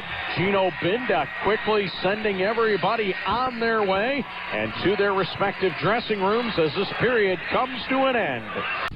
If it's sports, it's on Cincinnati's ESPN 1530. So the third period just underway. The puck played into the Cyclone end, and I believe that's going to be an icing call here. 19:38 to go in regulation time. The Cyclones lead it by a count of 2-1. This season, when the Cyclones have led after 2 periods of play, 30-2-1 in the regular season. They're 8-0 here in the playoffs. Idaho was 4-16 in the regular season when down after 2. They're 1-1 here in the Kelly Cup playoffs. In the postseason, the Cyclones, they're 8 goals better than their opponents, 20 goals for, 12 against. And the Steelheads, they have been outscored by 1 in the third period, 15-14. Eggett steals a puck in the left corner, looks to sweep it back. It's picked up here by John Scott Dixon into the center part of the ice. Evan Barlow now will flip this one down into the Cincinnati end. A shot off the side of the net. Meyer watched it bounce off the cage and ricochet back over toward the corner. Holding it is Evan Barlow. Played it ahead. It'll come to Dixon. Top of the left circle. Fired a shot that went wide of the mark. Picked up over there by Auban. He'll swing it around the boards out into the neutral zone. The Steelheads will start back at their own blue line. Retreating with it is Stephen Alexi. He'll send that one ahead onto the stick of Weston Tardy in back of the net. That one will come out the opposite side. Alexi trying to get it out of the zone. Camp McKnight had it once, and then Hans Benson will force this one deep into Idaho territory. That'll force Tardy to take it in behind his own net to set things up. 18.5 minutes remaining in regulation time. The puck will go left wing side. Alexi up ahead for McKnight, who has the only goal of the night for Idaho. Plays that one down deep in the corner. Robinson will try to send that one back up the right wing side into the neutral zone. Couldn't do it. Held here by McKnight. He's introduced to the half wall there by Brett Robinson. Turning with it is Swanson with a rising shot off the left half wall. That one bounces off the end boards. Chasing it down, sending it back. Blatchford at the left point. Fired a shot. Meyer played that one off up over his shoulder and off the end boards. Now, a turnover as Cashman will send this one out into the center ice area. Kushnirik trying to work it back into the Cyclone end. Couldn't do it initially. Setting up there is Swanson. And now Robinson will finally force this one all the way back down into the Idaho end. The teams will change up here. 17.5 minutes remaining in regulation time. Friesen will send it right wing side. Held just in front of the penalty boxes. This one will be sent down the length of the ice by Swanson. Icing is going to be the call. 17 minutes and 27 seconds remain in regulation time. It's a 2-1 lead here for the Cyclones as the wave for the second straight night begins to work its way around this facility. Again, 13,483 fans here at U.S. Bank Arena for game number 5, the final home game of the 2009-2010 playoffs.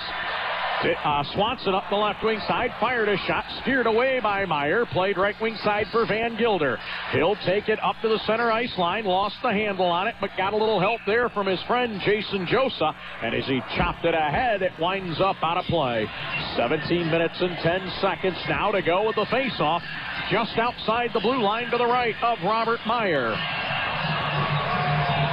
Folks, if you thought about purchasing a partial season ticket plan with the Cyclones, I got a heck of a deal for you. Call on Monday at 513-421-7825, extension number 3. Listen to this deal.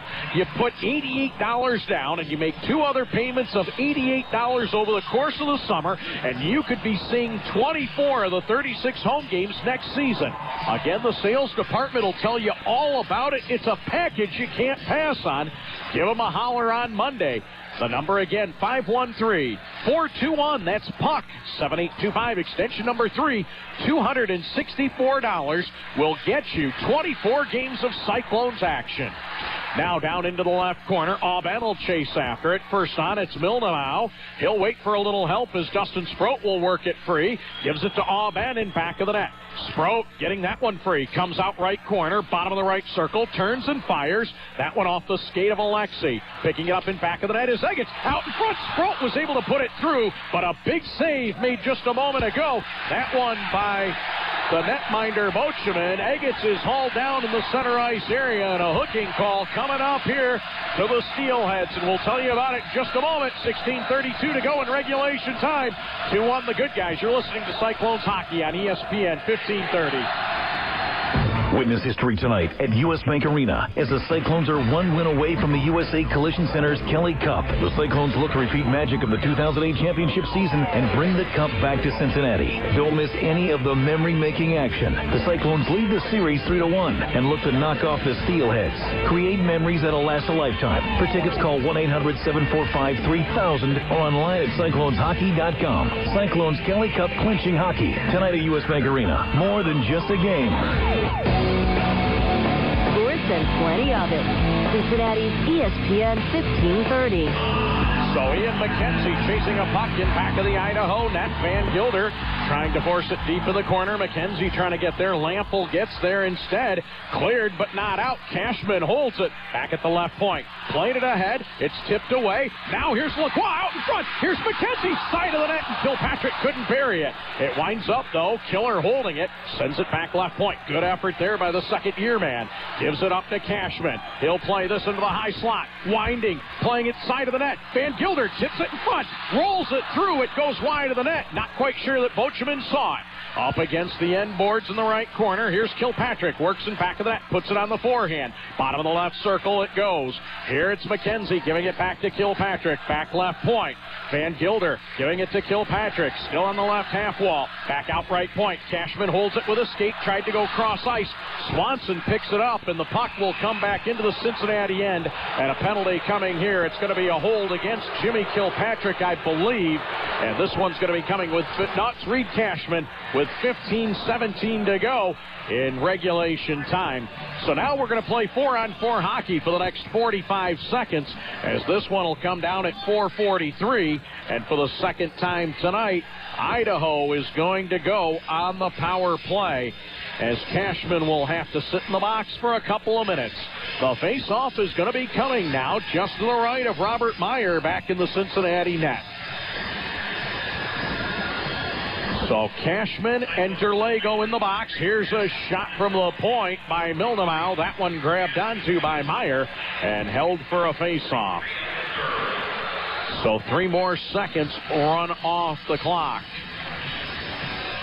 So Mike Hamilton, the linesman, working his 116th game of the season, drops the puck here as the Cyclones will be content to send this one deep into Idaho real estate. Bocheman will send it over onto the right wing side. In pursuit was Robinson, and Bocheman able to clean things up. Joseph, right wing side for Robinson, who will take it into the Idaho end. Had his pocket picked by Brendan Mildemow, and Mildemow will come to the center ice line, fires it over into the right corner. Chasing it down was Motherwell. Delmonte will pick it up instead. He'll accelerate across the blue line. Took a bump there from Flickle, sidestepped another one, and then, unfortunately, Delmonte had to put it back into the neutral zone, giving it to Motherwell, and the Cyclones will have to set up. Here the the 4-on-4 ends. Derlago's on the ice, and it's now a 5-on-4 power play for the Idaho Steelheads, and the Cyclones penalty kill once again sponsored by Beacon Orthopedics. You can visit them on the web at www.beaconortho.com. Derlago out of the right corner, played it in back of the net for Barlow, a bit too strong. That'll be McCutcheon putting it back into the left corner for Barlow. Back left point for Flickle. Top of the right circle, a one-timer that goes wide. That one off the stick of Dustin Friesen. In the left corner, Barlow had it for a moment. Sheehan tried to clear. Flickle holds it in, plays it bottom of the left circle for Barlow. Left point, Flickle. Top of the right circle here, back to Friesen. Over to Flickle, who fired a shot that was deflected over into the right corner. Friesen will hold it at the right point. Left point for Flickle. Back to Friesen again. Friesen walks the blue line, right in the middle, plays it right wing side, into the high slot. Shot by Derlago goes wide of the mark. Barlow winds up firing the shot wide of the mark. Cyclones with Dustin Sproat digging after it, able to work it up the half wall, and the Cyclones will clear it into the neutral zone, and that's going to do it. The power play comes to an end. Cashman will come onto the ice, and the teams are at full strength. And now Cashman takes a feed from Lacroix up the left wing side. He'll stop on the half wall and tosses it into the corner. Digging after it now, that was Lacroix. It'll be taken away from him. Swanson starting up the right wing side, able to work his way around O'Hanley. But O.H. taking it away from him. He'll get that one ahead to Kilpatrick. He'll play that one left wing side for Van Gilder. It'll be played into the center ice area, and once again, O'Hanley will dump it down. 12:45 to go in regulation time. 2-1, the Cyclones on top. Cross ice the pass for Swanson. He'll roll this one in on goal, and that one will be grabbed onto by Robert Meyer. We'll get a whistle, and we are at the first timeout, media-wise that is, of this third period. So with a break in the action, 2-1, Cincinnati on top. We'll step away for 30 seconds. You're listening to Cincinnati Cyclones hockey right here on ESPN 1530. The company that brought you Sea-Doo Eye Control, the world's first on-water braking system, is now bringing you something equally as impressive. It's the BRP Ultimate Playground Ready-to-Ride event. Get financing as low as 3.9% for 36 months, up to 3 years of coverage, and up to $2,000 off select BRP products like Sea-Doo watercraft and sport boats. Hurry, the offer ends May 31st, 2010. Visit your local dealer or theultimateplayground.com for details. Certain restrictions may apply, subject to credit approval. See dealer for details. Visit Beachmont Motorsports in Cincinnati. Sticking the world of sports in your ear. Cincinnati's ESPN 1530. 12:36 to go in regulation time. 2-1, the Cyclones on top here this evening. The face-off is going to stay back in the Cyclones' end to the right of Robert Meyer. So out there now in this 5-on-5 situation, it'll be Delmonte across from Kevin DeVirgilio. Delmonte steps in, Linesman Mike Hamilton drops the puck. It's possessed here by the Steelheads. Flickle takes it over to the wall. He'll take a bump from Cashman, kicked up the wall. Taken away by Hans Benson, who will skate it into the center ice area. Right wing side, he'll go for Robinson. Blatchford taking it away and swinging it for Weston Tardy. He'll send this one down the length of the ice, and another icing call coming here with 12 minutes and 18 seconds remaining in regulation time. So, folks, potentially this is the final game of the 2009-2010 season. All I can tell you is we appreciate everybody tuning in, both here at ESPN 1530 throughout the season. What a great partnership it's been with the station, and certainly we're hoping that things work out and we wind up being able to do it once again next season. Wouldn't that be some fun? And then, of course, for everybody who listens each and every night at CyclonesHockey.com, again, we hope that you'll be back with us again next season. Working out of the left corner, Benson has it here. He'll try to work past DeVirgilio, gives this one up to Del Monte, fed back left point. Motherwell tried to hold it in, lost the battle there, but Dustin Sproat recovers and helps out by dumping this puck to the side of the cage. It'll be handled in back of the net here by Blatchford. He'll give that one up. Starting up ice, here comes DeVirgilio, left wing side. He'll gain the center ice line, plays it back into the Cyclone end, and as it was tipped ahead, it winds up being knocked into one of the benches, and the face-off now is going to come back now deep into the Cincinnati end.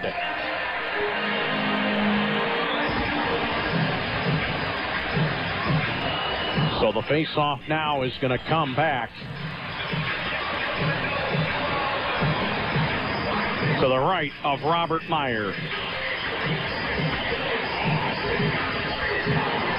So out there now, it'll be Flickle across from Barrett Eggets. And the puck will roll down deep into the corner. Handling it back there, the Cyclones trying to get it free. O'Hanley swings it around the boards, left wing side. That'll be played by Sheehan. The puck will roll in on goal. Robert Meyer now will kneel on top of it as Derlego goes hard to the front of the net here. 11:20 to go in regulation time. 2-1, the Cyclones lead it. Cincinnati getting goals from Sproat and Robinson. And it is going to be McKnight getting the marker for Idaho so far. And with 11:20 to go in regulation time, 2-1. Cincinnati on top. Face-off coming to the left of Robert Meyer. And now some of the interesting housekeeping that needs to begin to take place. Things to worry about. Who potentially are the playoff MVPs? Boy, you could make a case for several players. Brett Robinson has been strong. Barrett Eggets, you couldn't go wrong with the all-around game he has. Dustin Sproat, a great offensive player, especially late in the postseason. And then let's not take anything away. Robert Meyer has been exceptional here during the last two rounds, but Jeremy Smith got this team through the first two rounds. My, oh, Meyer, the media going to have some difficult decisions as to who to select as the MVP of the Kelly Cup playoffs should the Cyclones wind up being victorious here this evening. Lacroix in a foot race down into the left corner. He'll get there first. Swings it in back of the net over on the right half wall. Kilpatrick picks it up. Sends it back in back of the net again. This is Weston Tardy. He'll take it right back where Kilpatrick had it a moment ago. Lacroix taking it away, playing it down along the end line. McKnight will dig away on that one, as will Tardy, but Van Gilder steals it. He'll work bottom of the left circle, back out left point. This is Cashman, moves to the middle of the ice, but he had the puck poked off of his stick and out into the center ice area. The Cyclones dumping it back in. They'll go for a line change as Lacroix was back deep in the Idaho end. Couldn't get back on time. Now the Cyclones up ahead on the left wing side. Out in front, a shot on Boschman. That one grabbed onto as streaking up the left wing side, trying to slip a backhander through was Robinson. And that one held onto by the netminder, Boschman. So that is how that play comes to an end. And folks, we're almost to the midway point of the third period. We're 11 seconds away. 10 minutes and 11 seconds to go in regulation time. 2-1, Cyclones on top. So the puck is played over on the right wing side. Barlow able to get it into the neutral zone. Here's John Scott Dixon, left wing side, played it back for Barlow. His stick exploded as he tried to shoot that one.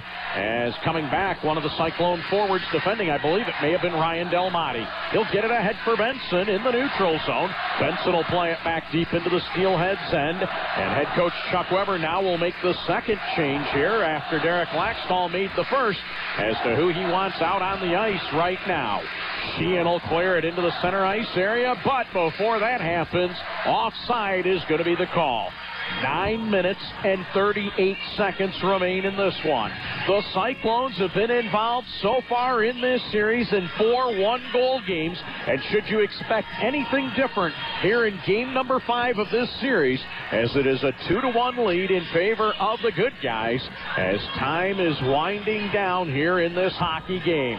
The shots on goal in the third period favoring, well, actually they're even at 3 apiece. Idaho with the upper hand on the game at 19-15.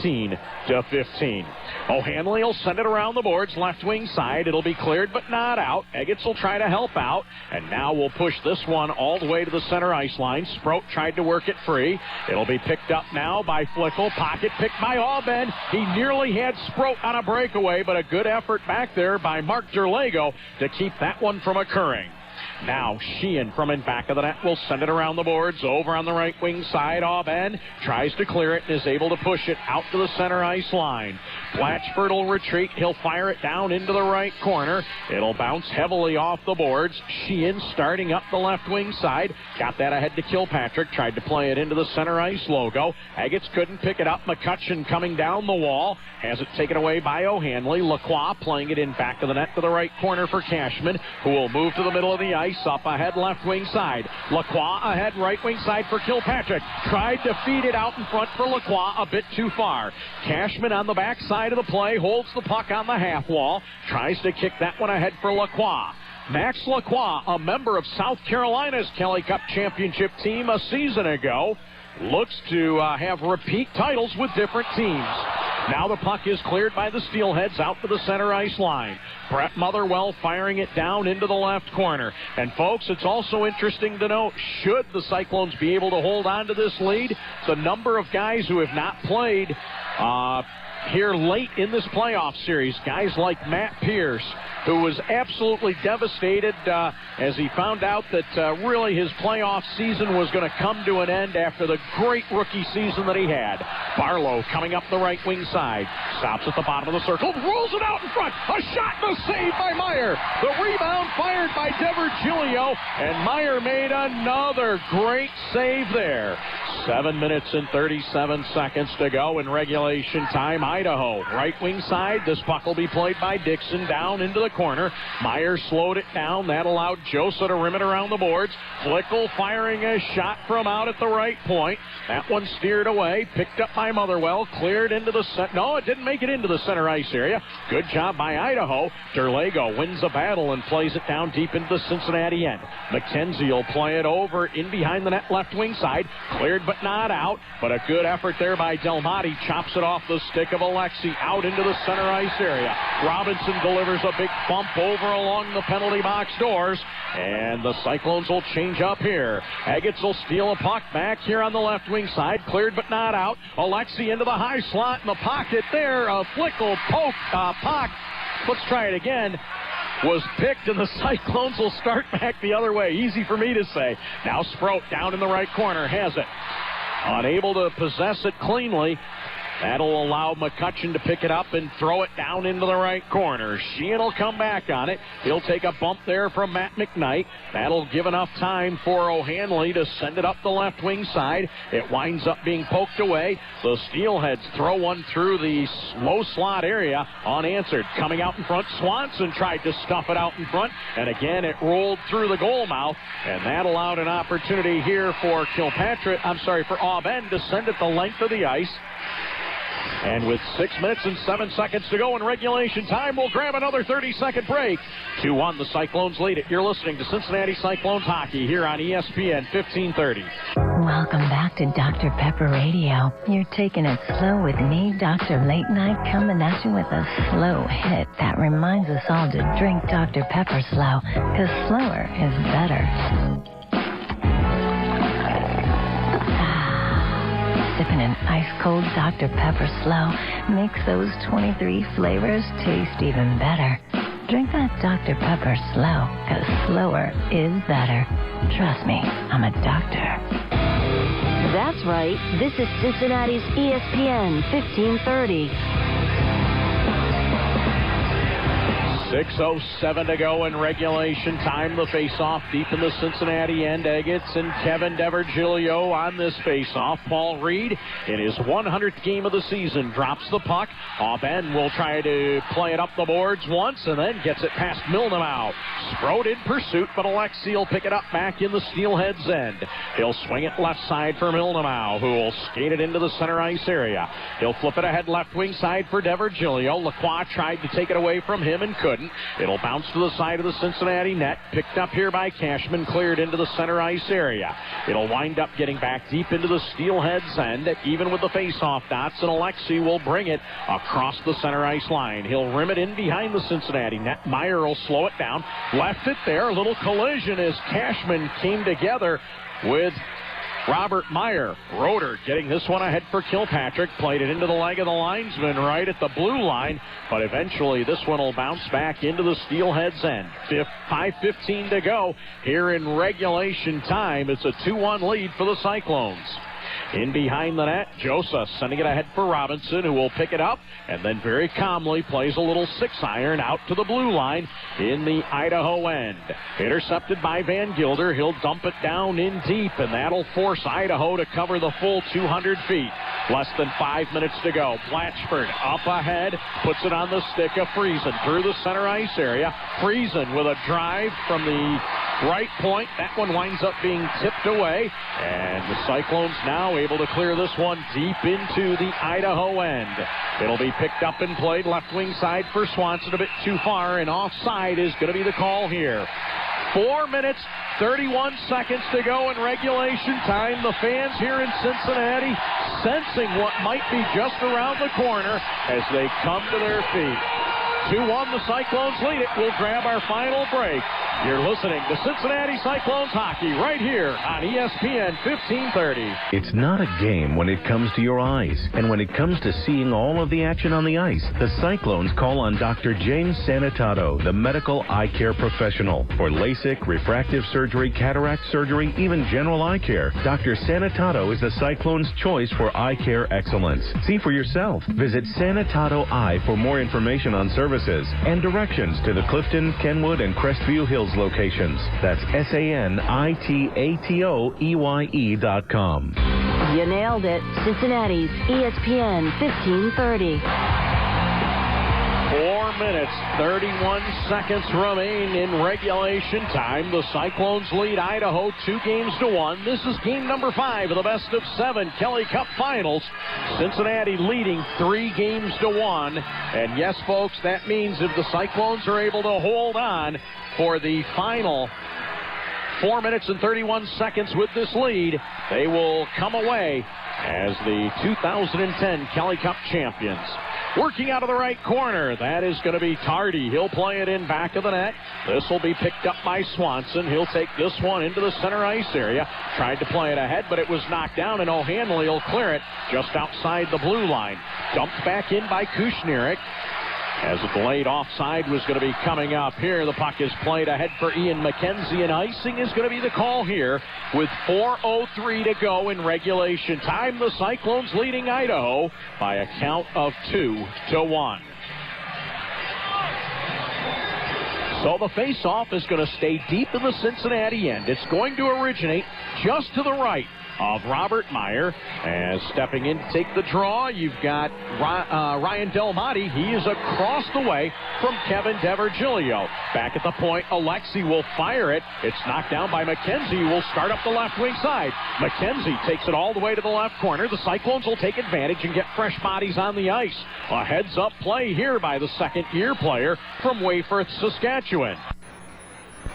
Wall played it ahead for DeVirgilio. A 2-on-2 rush into the Cincinnati end. Barlow will chase it. Josa gets there first. He'll force it over into the left corner. DeVirgilio tried to send it back to the point. Alexi couldn't hold it. This will go all the way down into the left corner, where Bocheman will swing it around the boards. Friesen will pick it up as Sproat is gassed as he goes chasing after the puck.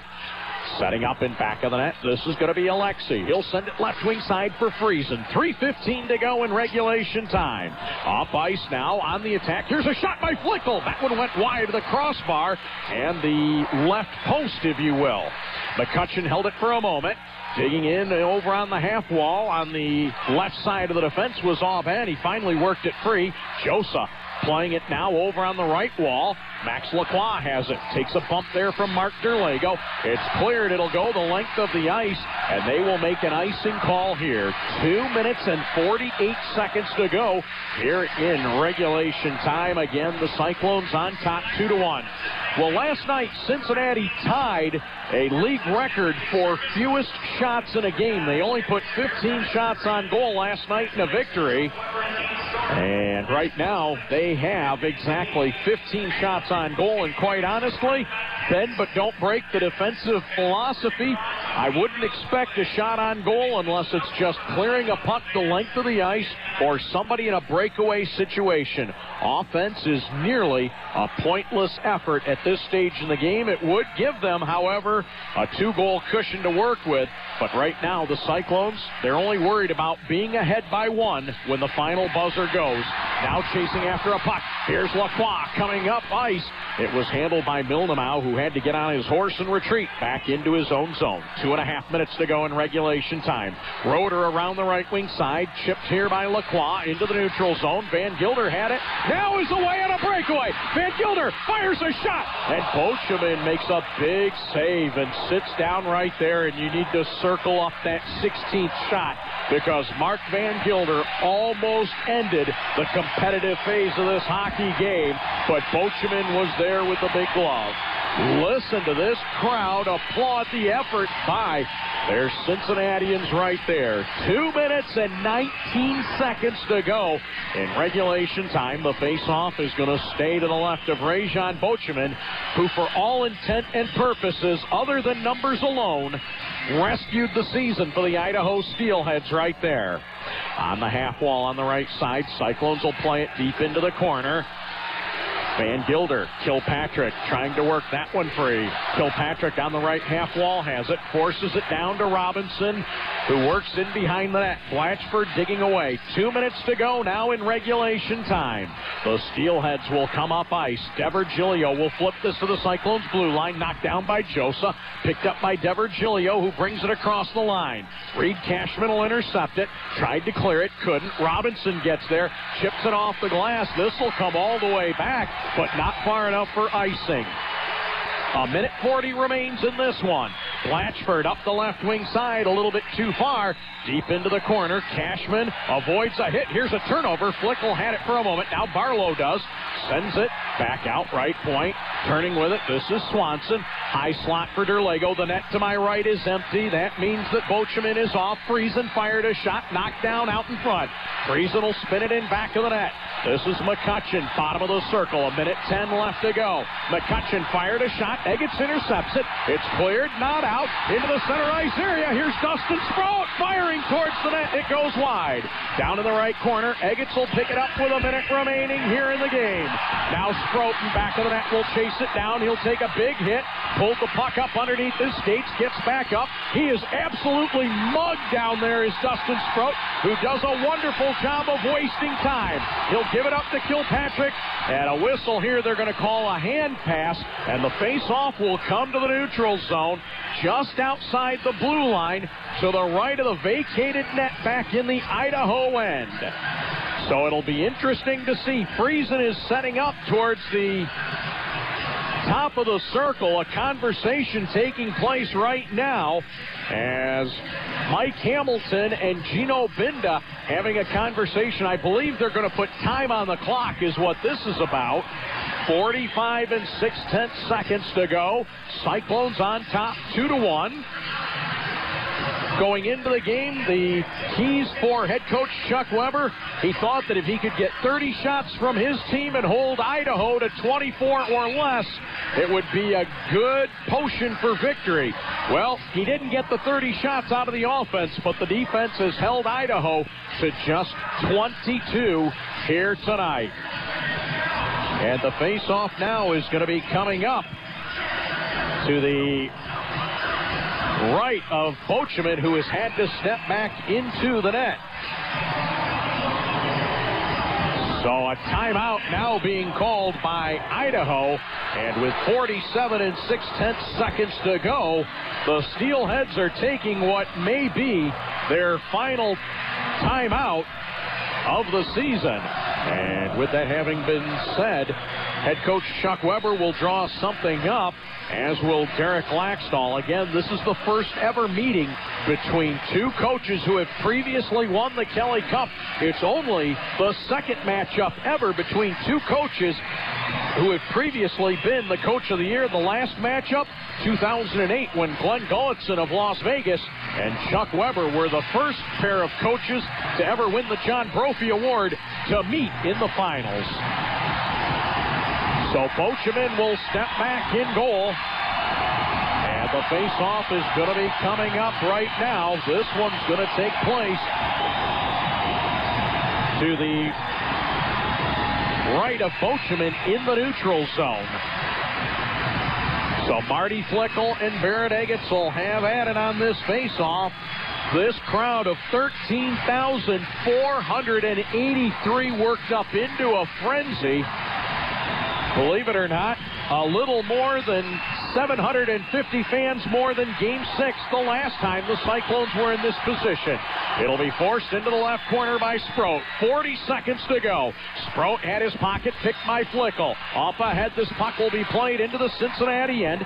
Chasing it down now, this is Cashman back in the right corner. And this puck is touched. An icing call coming right now with 30 and 6/10 seconds remaining in regulation time. The face-off will come all the way back down into the Idaho end. This is going to come to the left of goaltender Rajon Bocheman. And again, folks, it's interesting to note the MVP announcement will come after the game, but there are all kinds of choices if you're a fan of the Cincinnati Cyclones. Brent Robinson had great playoffs, led all rookies in goal scoring. Dustin Sproat tied for the league lead in goal scoring and was an instrumental hero in winning the last two victories. He had the game-winning goal in each of them for Cincinnati. Barrett Eggets, always a good choice when it comes to MVP awards of any kind. He's as solid a defensive player and a penalty killer as there is in this league. And then you throw in the two goaltenders. Robert Myers, strong in the last two series. Jeremy Smith, strong in the first two.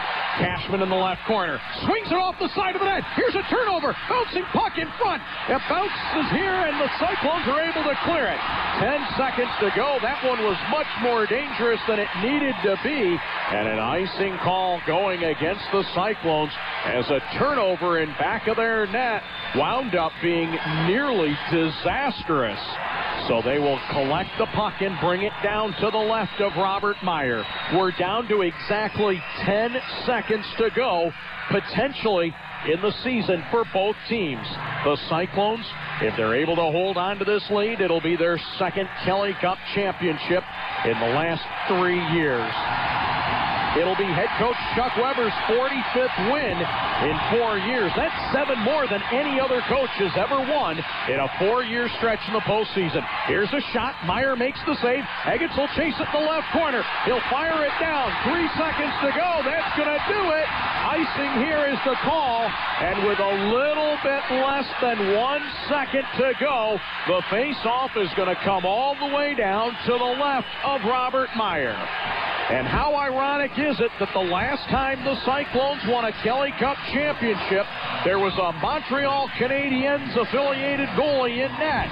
That was Cedric Desjardins. His experience in Cincinnati served him well. And now Robert Meyer, just 2 years later, has an opportunity to potentially do the exact same thing.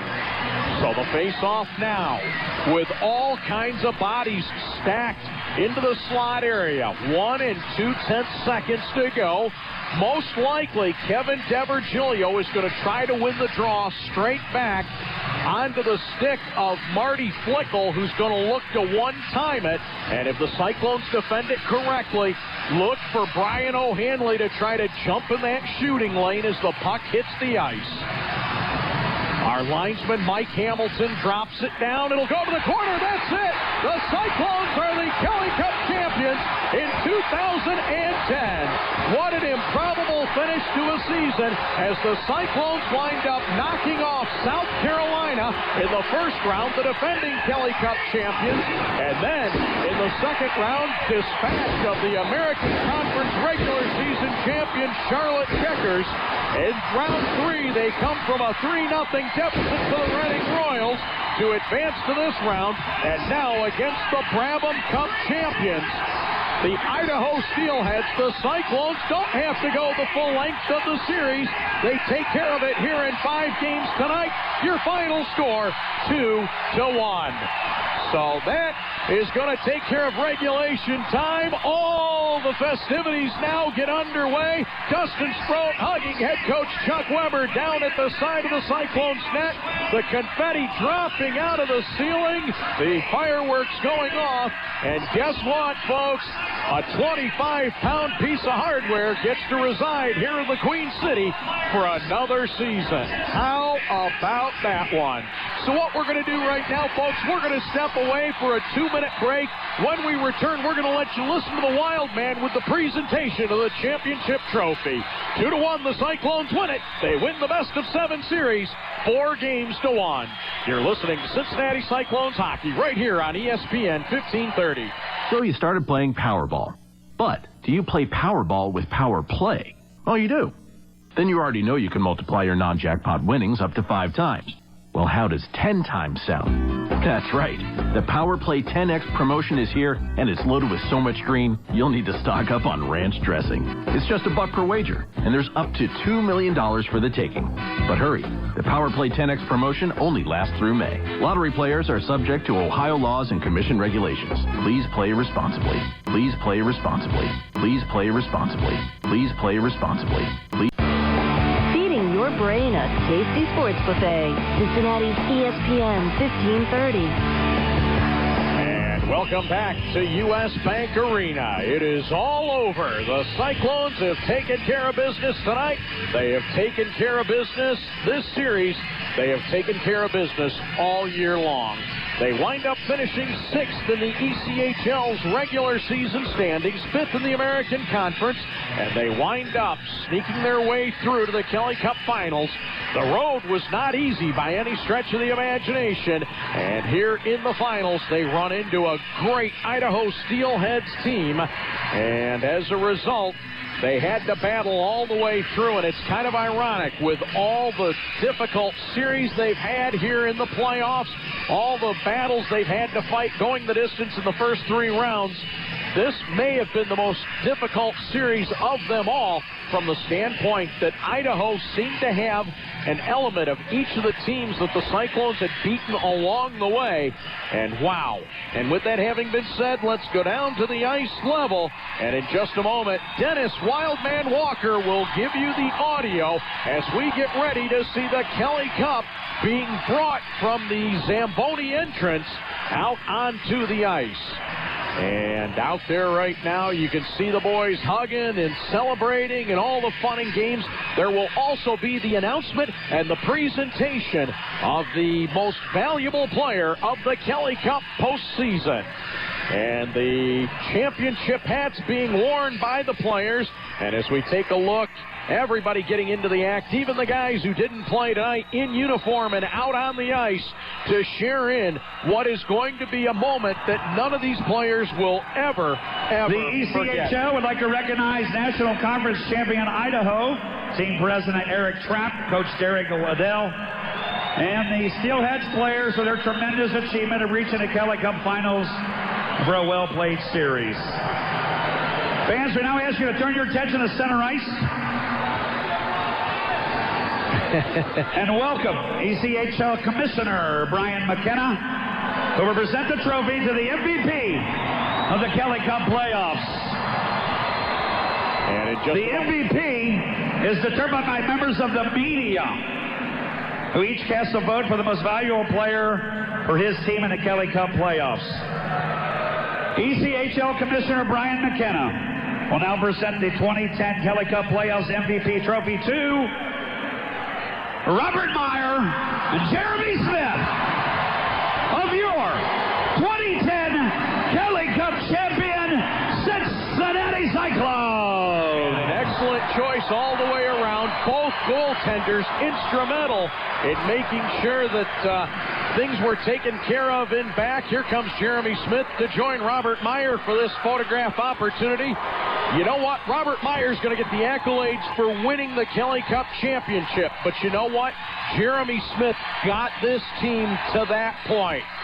Smith was spectacular, and there's no other word that you can use in the first two series of the playoffs. Fans, Patrick J. Kelly has been involved in hockey for more than 55 years as a player, as a coach, and a league executive. To honor his commitment to the ECHL, of which he was a founding father in 1988 and 89, the championship trophy bears his name.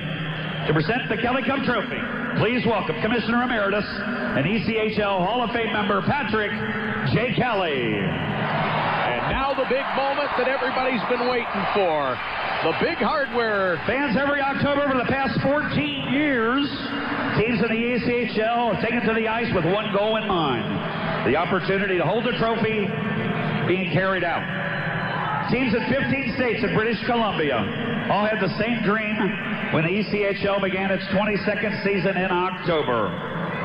8 months later, there is only one team that can call itself the National AA champion, your Cincinnati Cyclones.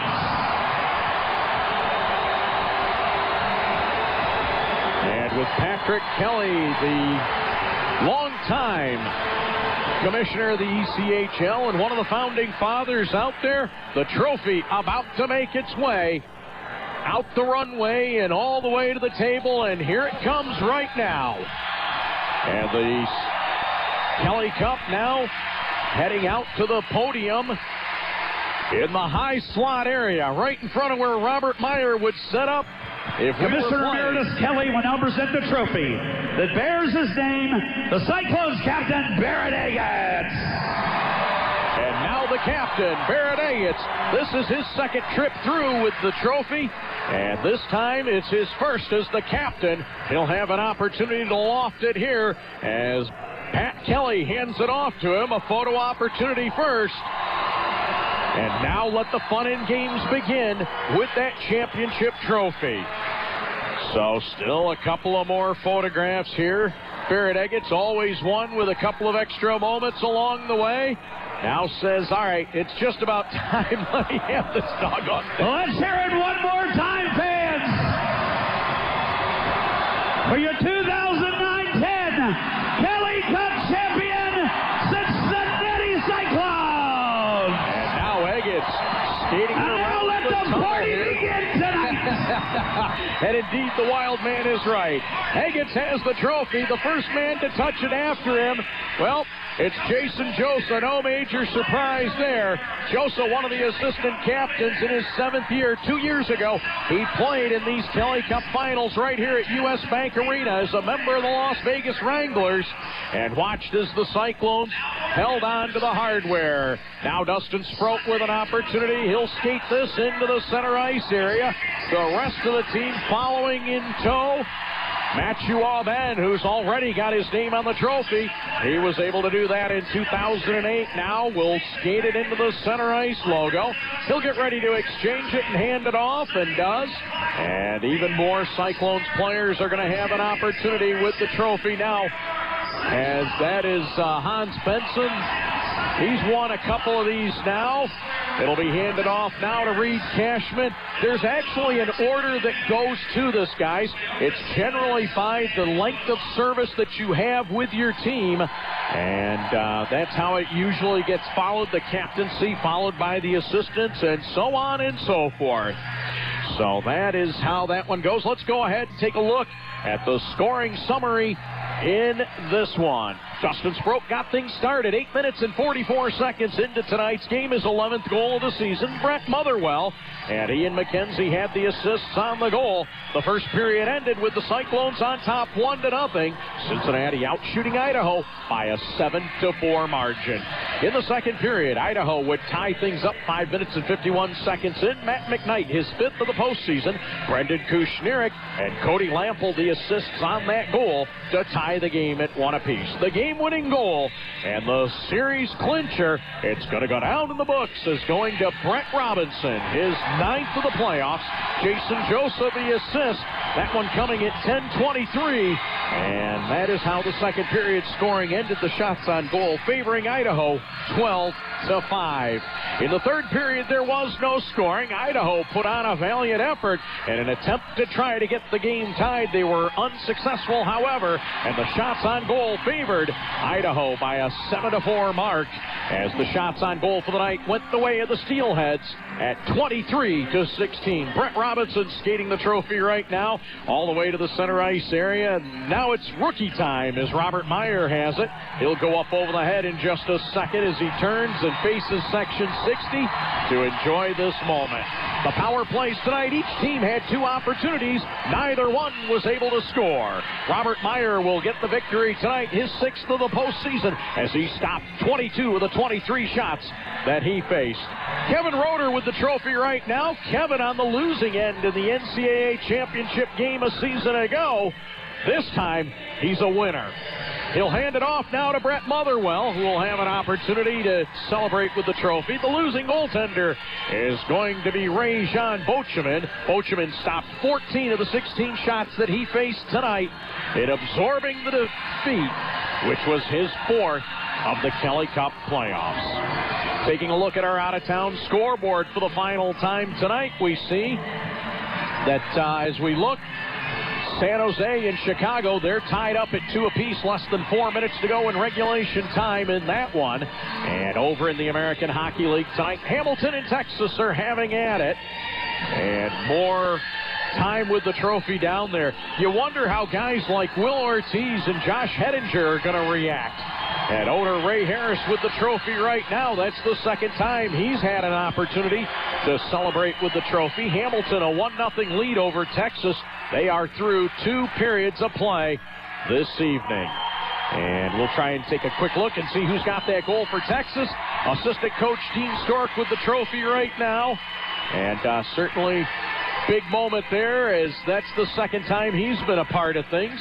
It'll be interesting. Will he be a coach in the ECHL next season, or will he be back here as an assistant in Cincinnati? We'll just have to stay tuned. Head coach Chuck Weber now just handing off the trophy, and it's interesting to note, same situation for head coach Chuck Weber. Will he go to the American Hockey League next year? And if so, who becomes the head coach in Cincinnati? Is it Dean Stork, or does Weber get hired later in the summer and create a situation where Stork's already gone? So many things to worry about, but we're not going to do that tonight. What we're going to do instead, we're going to enjoy the moment. And the moment is here. The Cyclones are victorious. A final score of 2-1. So what we're going to do, we're going to take our final break of the season. Can you believe it, folks? When we return, we'll take a look at our post-game honors. And I guess all we can do is turn our attention ahead to what's next. That'll be preseason 2010. Your final score tonight, the Cyclones 2, Idaho 1. You're listening to Cincinnati Cyclones hockey right here on ESPN 1530. If you haven't tried the new hand-tossed pizzas from Donato's, you don't know what you're missing. Each hand-tossed pizza is loaded with the finest and freshest toppings on a crust that is crispy on the outside and soft on the inside for a taste you won't get anywhere else. And right now, you can try a large one-topping hand-tossed or thin-crust pizza for just $10.99. That's $10.99 for a large one-topping pizza. Donato's. The difference is delicious. Tax and delivery extra. Not valid with other offers. See participating stores for details. Enough sports to choke a horse, and that's a lot. Cincinnati's ESPN 1530. And so the championship photograph, complete with the Kelly Cup, taking place at center ice right now. Hard to believe, folks, this is the final segment of the 2009-2010 season going on right now, and in just a couple of moments, it's going to be all over, folks. What we can tell you, the good news, the Cyclones are the champions of the ECHL in 2010. A 2-1 victory here tonight. The only items left on the agenda now, as the team now begins its trek back to the dressing room, and they will have the big party getting underway in just a couple of moments. The champagne awaits them there. The only thing left to do now, folks, it's time for our post-game awards. The Sport Clips MVP of tonight's game, well, it's going to be Brett Robinson for coming up with the game-winning goal here this evening. Brett Robinson with his 9th goal of the playoffs. That is the most by a rookie in the ECHL this year, and certainly Brett Robinson deserves all the accolades there. But you know what? We're going to turn this trophy up just a little bit more, because the Sport Clips MVP tonight is also going to go to the playoff MVPs as well. That's Jeremy Smith and also to Robert Meyer. And the two of them, without them, folks, this team doesn't make it to where they're at. It's hard to believe they're rookies. They played like a couple of 10th-year veterans along the way. Sport Clips has locations all throughout the city, and you can get the MVP haircut, the best haircut in the city, only at Sport Clips. Tonight's 3 stars, they're brought to you by the Plastic Surgery Group. Surgery is an art. Learn more about the fine work these people do by checking out their website at www.theplasticsurgerygroup.com. The number 3 star of tonight's game, as we take a look at the final score sheet, if we can find it here among all the debris that is accumulating on the table, we'll start with our number 3 star of tonight's game. It's going to go to Robert Meyer. Robert Meyer was sensational tonight once again. He turned aside 22 of the 23 shots that he faced in picking up his 6th victory of the postseason. The number 2 star of tonight's game, he'll go down in the books as picking up his league leading 11th goal of the postseason. That's going to go to Dustin Sproat, who was sensational through the last 2 rounds of the playoffs and really made a bid to be the MVP of the series. He'll be the number 2 star of tonight's game. And your number 1 star of tonight's game, he is the Sport Clips MVP, Brett Robinson, who wound up picking up what will go down in the books as the Kelly Cup clinching goal in this hockey game. And those are your 3 stars of the game. They're brought to you by the Plastic Surgery Group. Surgery is an art.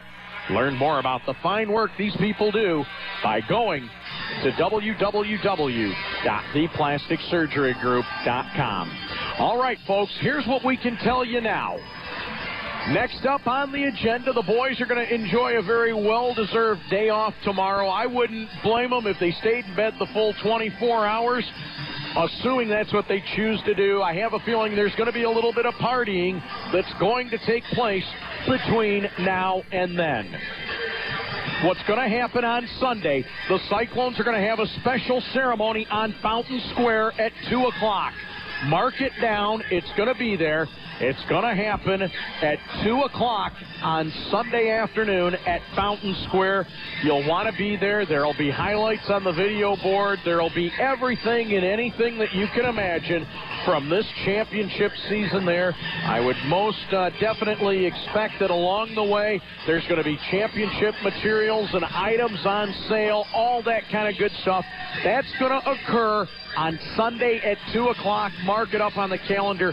Keep an eye at CyclonesHockey.com to follow the latest with the developments of your 2010 Kelly Cup champions. So, folks, that's going to do it from here at U.S. Bank Arena. It's hard to believe that we're only 5 months away from the start of training camp. Bring it on.